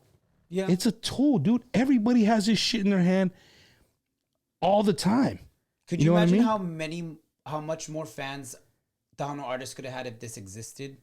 When I got it. Cesar just texted me. He's like, tell Eric his vocabulary and way of speaking is on point. I need to use some of this for my political speeches. Wow. Keep grinding and keep being you. And thanks for the compliments of my attire. Thank you, Cesar. Yeah, that dude is always freaking dressed. He's the one that said that too. He's the first person that said it. He's like, my mom told me, like, even if I'm just gonna go get the newspaper from like, I better be dressed. You know what I mean? So he always has a good. I didn't mean to cut you off. No, you're good. He always has a good. That came across a suit and jacket on every single time. One time I saw him for it was St. Patrick's Day, and every time I've seen him, he's always got some sort of colorful bright suit or whatever, right? And I kid you not, I turn around and it was freaking St. Patrick's Day, and sure enough, he had a 4-leaf clover suit on. The whole traje, right? The whole thing. I think it was shorts, though. I think he had shorts and a jacket, and I kid you not, I literally was looking at him, and in my head, I was like, I tip my hat to you, sir. That was good. Yeah. Hell yeah. No, man, you know, everything, like I was telling you about you, like, you know, the fact that you're strong in who you are. One, that says so much about yourself. But I know the genre, and I'm starting to get it. It's like doing these interviews and starting to be around the music business more and more. It's like having a like another relationship, and you're learning as you go, right? Mm-hmm. You think you know some shit, and then you'll learn something. And then you're like, man, the whole time I thought this is how it is, and but it's not really like it's that. really not like it's really not like that. Mm-hmm. And I think from what I know so far, and again, I'm just a fucking rookie. You know, I'm not no expert on music and the music business, but what you're doing, going against the grain, being the blue crab in the bucket of snow crabs, it's going to be hard. One, because of the music that you bring. Two, because of the machismo in our genre. You know what I mean? And three, just fans being open to new music. Mm-hmm. But like you said, big cajones, right? Hold them. Grab them motherfuckers, hold them nuts, and fucking say, you know what? I'm here to stay. I'm not going nowhere.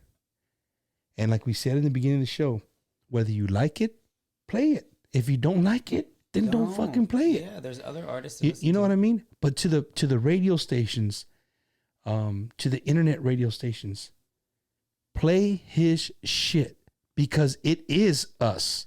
It is our genre. It is our music. He is one of us. Thank you. It's not an outsider coming in and trying to, you know, make some money because, this is what's in right now. No. It's different. Yes. And accept that right Just from the front. The fact that accept the fact that it's different. If you get past that one little step, you may enjoy the song a lot easier. If anybody who feels like, well, it's not traditional, or it's okay, I never said it was. Don't worry about that. Why do we have to even think about that? Why do we got to place that on top of the song? It already is different. It already is something. Just get past that and listen to the song. I guarantee you the messages in the songs are relatable. The messages in the songs are nice, and there's a lot of good hooks in there. I mean, Zavala did his job on the music portion. Shout out to that guy. I didn't give him a personal shout out. I met him a few times. I'm sure he doesn't know who the fuck I am. But I would love to sit down and have a one-on-one conversation with him myself. Like, you know, I had Mario Ortiz on here, mm-hmm. and dude he's a fucking master. Like, if you don't understand the power, not the power, the stuff that these guys have in their head that they bring to the table, and the time and everything it takes to make a song, mm-hmm. you to the normal fan, they don't know. They have no idea. They see you in the studio, they see a fucking 30-second clip of you in the headphones behind a glass singing a song, but they don't know that you sang that son of a bitch 175 times. And not only that, there was like parts where there's other vocals and I'm doing my own harmony, and then I have to do those harmonies all different times too. Like, you are 100% right. And again, shout out Zavala. You really did help make my dreams come true. I thank you once again for the millionth time from the bottom of my heart. I always tell him how thankful I am. Hey, tell him he has to do the show too. I'll let him know. No, tell him right now on the thing. You have to do this show, okay? Otherwise, I'm going to find a different producer. Nah, I'm just kidding. No, but definitely pat on the back to Gabriel for putting your stuff together. Again, for him, you know, and I could see him giving you the look like, yo, bro, like this is really out of. It was very much know, like calm your horses. Not in there. this, but you put it very good. He had a formula, and I don't know if you know this, but if you go to the gold countdown and you count how many Gabriel Zavalas, I can promise you, probably for the last 2 years straight, if not more, he has at least one song that he's somewhere dibble dabbled on that song from writing something. He has something involved with a song in the top 20. So you know, again, shout out to him. Shout out to all the people who are playing Eric Lee's music, man. You know, because you know what? In a sense, you're going against the fucking grain. Yes. You're facing the man. You're facing that program director and being like, hey, dude, you played Coconut. You like, well, what's going on here? Like, that's not on my, hey, somebody called. They wanted to hear it. You know, whatever. Shout out to you guys. Shout out to, can I say something on that really quick? Go ahead. Honestly, I want to say thank you to Big Boy. Big Boy said something whenever he's on KLMO. Whenever I was there doing an interview, he said, if you aren't playing these songs, you're tonto. These are good songs, and this is where our genre could be going to. And I really appreciate that. And the reason why I do is I'm not going to say this next person's name because there's no need to. It doesn't actually matter his arrogance and his inability to understand what we're trying to do. But I remember I've already had a repertoire with him. We've spoke. He's helped Los Desperados, and he's a nice guy. But I remember when I was so excited that I was creating something different with Toda la Noche, and I sent him this message like, hey, as soon as we're done with this new song, me and Zavala are really trying to create a new style of cumbia and, you know, fuse all of these songs together. I really hope, like, you know, you can at least get a chance to play it once. And the response back to me was, I'll listen to it, but if it's too different than what we traditionally play, I'm sorry, but I cannot scare away our listeners. And that made me realize, then don't make music for radio. Make music for yourself. Point, period, blank. That's it. Drop the fucking mic right there. Well, I would, but it's a little expensive. Yeah, no, not that song, but don't drop that mic. And talking about people playing your music, Tejano man, Chris Tristan, and they're a great sponsor of the show, man. All my buddies at hottejano.com. If you don't have the app, they're a sponsor of Bumper's Wacky Wednesday, man. Chris Tristan will take you home every day at 5 o'clock. They play great music 24 hours a day. But it's an app. It's a radio app. You know, download it, hottejano.com. You'll hear Eric Lee's, all his jams are on there. So shout out to Tejano man for playing that. Yes, shout out to you for sure. And, you know, he appreciates that. I really do. Sergio Barbosa, I'm about to head down to the gym and jam to some Eric Lee. Well, hell yeah. There you go. Sergio Barbosa, that's badass. Coconut, a Frito Pie, Friday exclusive. Awesome jam. Yeah, because I did. I played it on the Frito Pie. The guy remembers I played it on Frito Pie Friday. Thank you for that, by the way. And before we say our good nights, I want to plug one more time. Speaking about Frito Pie Friday, if you don't know what Frito Pie Friday is, Frito Pie Friday was started by me, and Sonia de la Paz helped me. Oh, really? Yeah, I went live and she was on there. She's like, hey, she didn't say let's do this. I just started playing music and she's like, let's call it a name. And everybody was drinking, having a good time. And say, hey, man, you know what? She's like, I got the song. I'm going to send it to you. Play it. And I played it. And people were like, yo, that's a badass song. So then other people watching like, hey, I got a song too. Send us some. They were emailing it to me. Wow. Okay. So that's how it all started. Yeah. So here was all these artists with all this great music, but I wasn't hearing it on the radio. Right? Because of radio. Because say what they say to me. Hey, exactly. It's right? Not, yeah. So I said, this shit's free. I'm not paying anything. Fuck it. Send me your shit. I'll put my email address out there. Send me all the new music. I'll listen to it through the week. Sometimes I don't even get to it. Sometimes I don't even listen to it. The email, I haven't even heard it. I play it live right there. Boom. Boom. First time you're going to hear it too. Right here. Bam. I play it. Right? And again, it was great because the artists were the ones in the chat room. And they're talking about each other's music and stuff. So that was cool. Like, where else are you gonna see tons of artists in the chat room that you can personally chat back and forth to? Right? Like, I totally where agree with you. Where are you gonna get that? You ain't. So, speaking about Frito Pie Friday, I can't do Frito Pie Friday every week, and the reason is because my wife, she's like, hey, if I could do this shit every night, I would. Yeah, I'm sure. You know what I mean? But we love it. Yeah, I love doing it. But at the same time, I love my 2 weeks off. Like, I love the break, not having to say go and look into somebody's life and kind of get what I'm gonna do for the show. It was just kind of cool. And so Frito Pie Friday was invented, and I think Sonia called it Frisky Friday or something first. And I'm always silly. That's how people are like, Mom, where the fuck does Wacky Wednesday come into interviewing Tejano artists? Like, it just doesn't have any. It doesn't. I said, hey, I didn't start with interviews. Like, I started Wacky, and it stuck. So it's there, and then it's not gonna go anywhere. It is what it is, right? So people call me. There's some people I'm hey, Wacky, what's up? Like, they don't even know me. Bumper. They say, oh, Wacky, you're from the Wacky show thing. So cool. Completely had a brain fart. What was I talking about? Help me, see, you weren't listening. Literally, we were talking about Sonia coming up. Oh yeah, so Sonia came up with the Frisky Friday, and I said, you know what, I'm gonna be silly.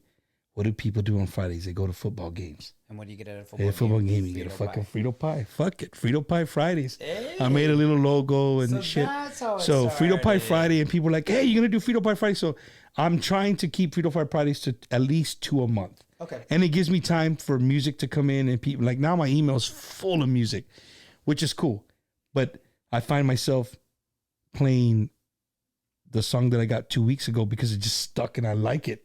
And I play it again. Like, hey, Bump, I sent you a song and you're playing song. I know, man, but I just really like that fucking song. I want to hear that song again. So again, Frito Pie Friday will happen this Friday, December 10th. Frito Pie Friday is going to be the first time I've ever done this. I'm taking Frito Pie Friday on the road.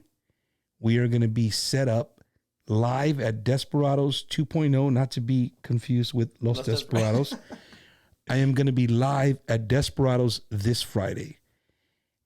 And it means a lot to me of doing the show there this Friday because of the first artist that's coming on, which is Jordan Rodriguez and Grupo Asalto from West Texas. Somebody sent me a song like, dude, listen to this kid. And I played it on Frito Pie Friday, and people were just like, they're loving it. What the fuck? Like, why isn't this song, you know what I mean? And it stuck, and I played it. And it's a song that I don't get tired of listening to it. And I reached out to the guy, and we started talking, and any DJs I saw online, I stopped anything to do with Tejano. You're a TikTok person, you're a radio DJ, you're going live on TikTok, on wherever, I'll stop and say, hey man, hello. Mm-hmm. Just to let them know, you know what, man, thank you for spinning. I might not spend the whole 30 minutes or 5 minutes, you know what I mean? But I'm going to let them know that I'm watching it. You know what I'm saying? So, Friday, I'm taking Frito Pie Friday on the road. I'm going to set up this inside Club Desperados. Oh, wow. And I'll be there early. And what my plan is to get the artists before they go on stage and talk to them a little bit. Yes. Right? Nothing like this, of course. You know what I mean? Nice little just a little chit chat. Let the people know, come on out. And the reason I keep iterating, like, come out early, because Jordan's coming. And he has some badass songs. And I don't want you to show up at 10:15 and Jordan's walking off the stage. You know what I mean? These guys coming all the way from West Texas to show you what they got. Yeah. Show up, give them some love. And with that being said, here's a new, I don't know who made this poster, but I need to get with them. That's sweet. That's a sweet ass poster, man. Los Desperados. You got me. Club Desperados 2.0, Friday, December 10th. This Friday is the place to be. Club Desperados is the place to be. It's on Ingram Road. Look it up.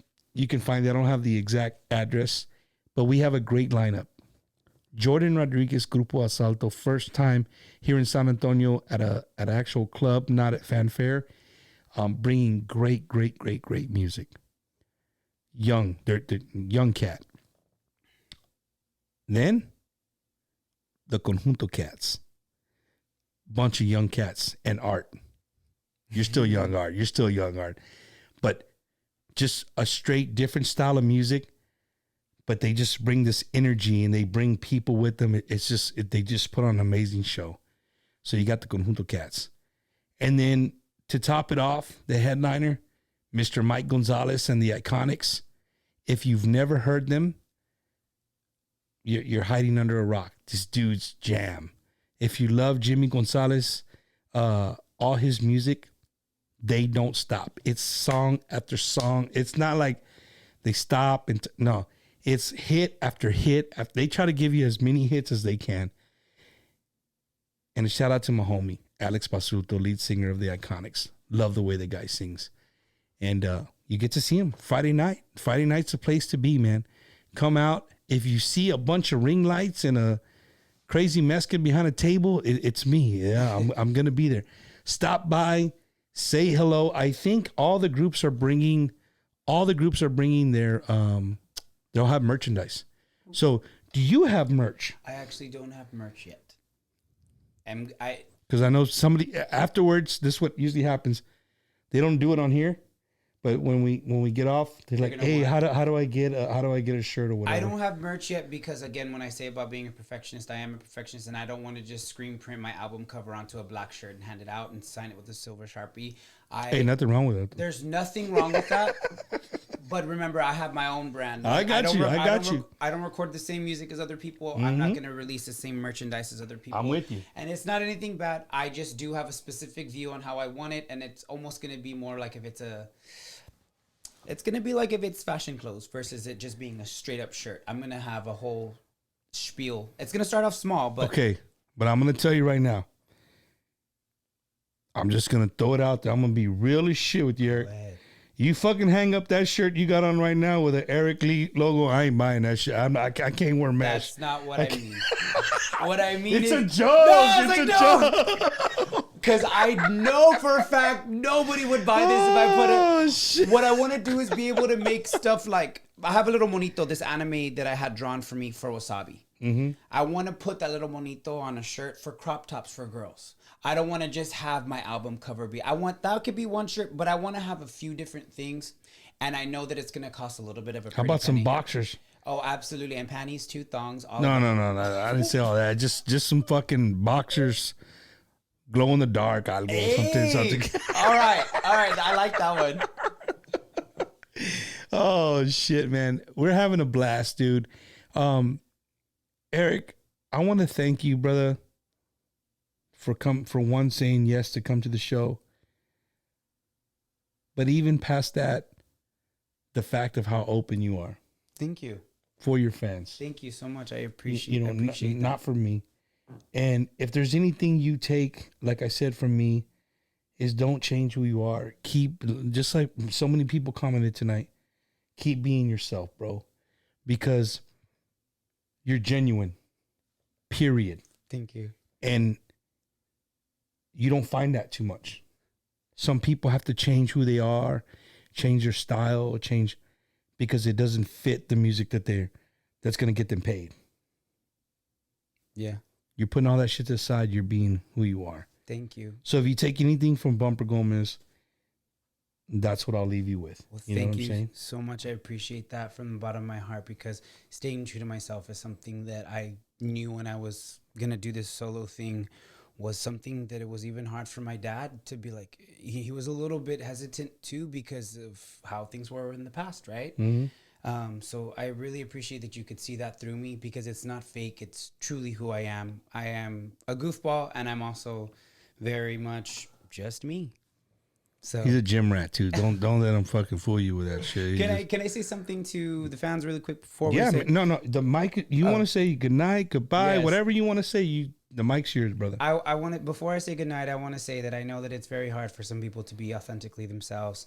And I know I want to let you know that within being, gay or lesbian or in any part of the LGBTQ, we get to choose our families when our families no longer want to be part of our lives. And if you don't have a family, I'm not part of your family. So come on over to Papa. He's right here. I'll take care of you. Be you. You only have one life to live. Don't live your life because somebody else wants you to live a certain way. You live how you want to live. And if you can't be accepted, I'll accept you. Sweet right there, man. Sweet.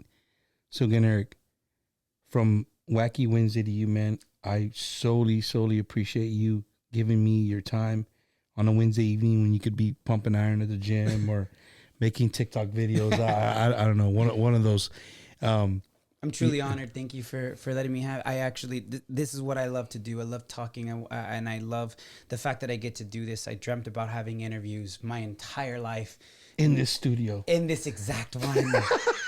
And to be able to be living out that dream it's still sometimes like I gotta pinch myself. I'm not where I want to be, and I may, because of who I am, never be where I want to be, because you always want to be better. Right. But I appreciate this, and this means a lot. This isn't just, I built my whole day around this. I do that for anybody who ever wants to interview. This means more than I think a lot of people understand. And I'm not here to walk around like I have this huge head and I'll see if I can make it. Like, no, I'm here for the industry. I'm here for the fans. I'm here for anybody who just needs somebody to be there for them. So for you to say that you wanted me to be on your, I don't know if you could see how my eyes light up when at the round table when you're like, I want to get you in. And I was like, okay. Yeah, you didn't hesitate. You're like, I'll do it. I will make my day around it. My boss knows that. I will do whatever it takes because I truly appreciate the fact that people take interest in what it is that I'm trying to do.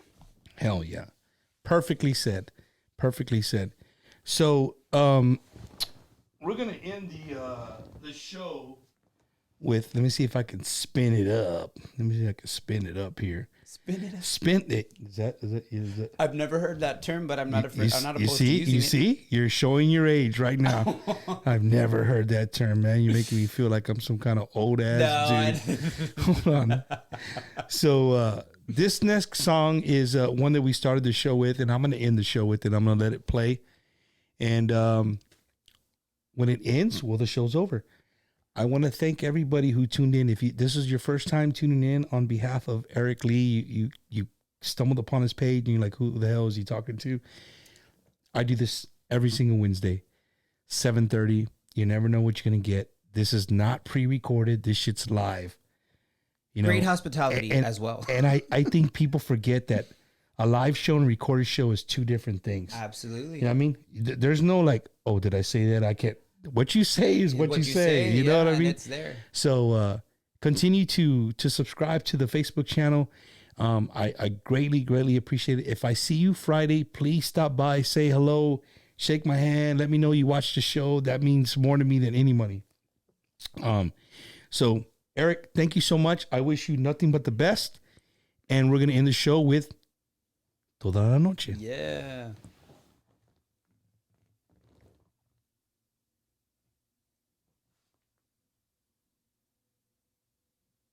Oh, you have to turn the volume up.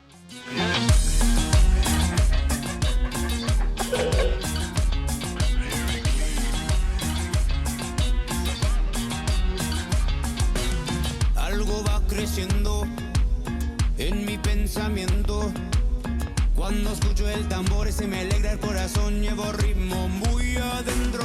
Esta noche yo me perderé, con el ritmo yo me escaparé. Si me da la gana yo tomaré, y en cada trago me olvidaré. Todo lo malo que está pasando yo voy a vencer.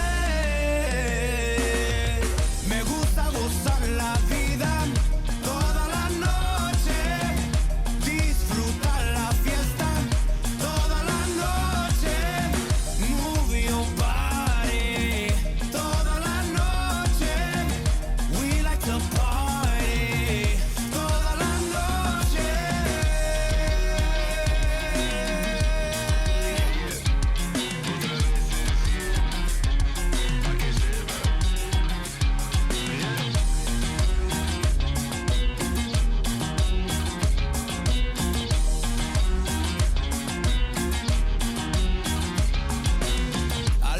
creciendo en mi pensamiento.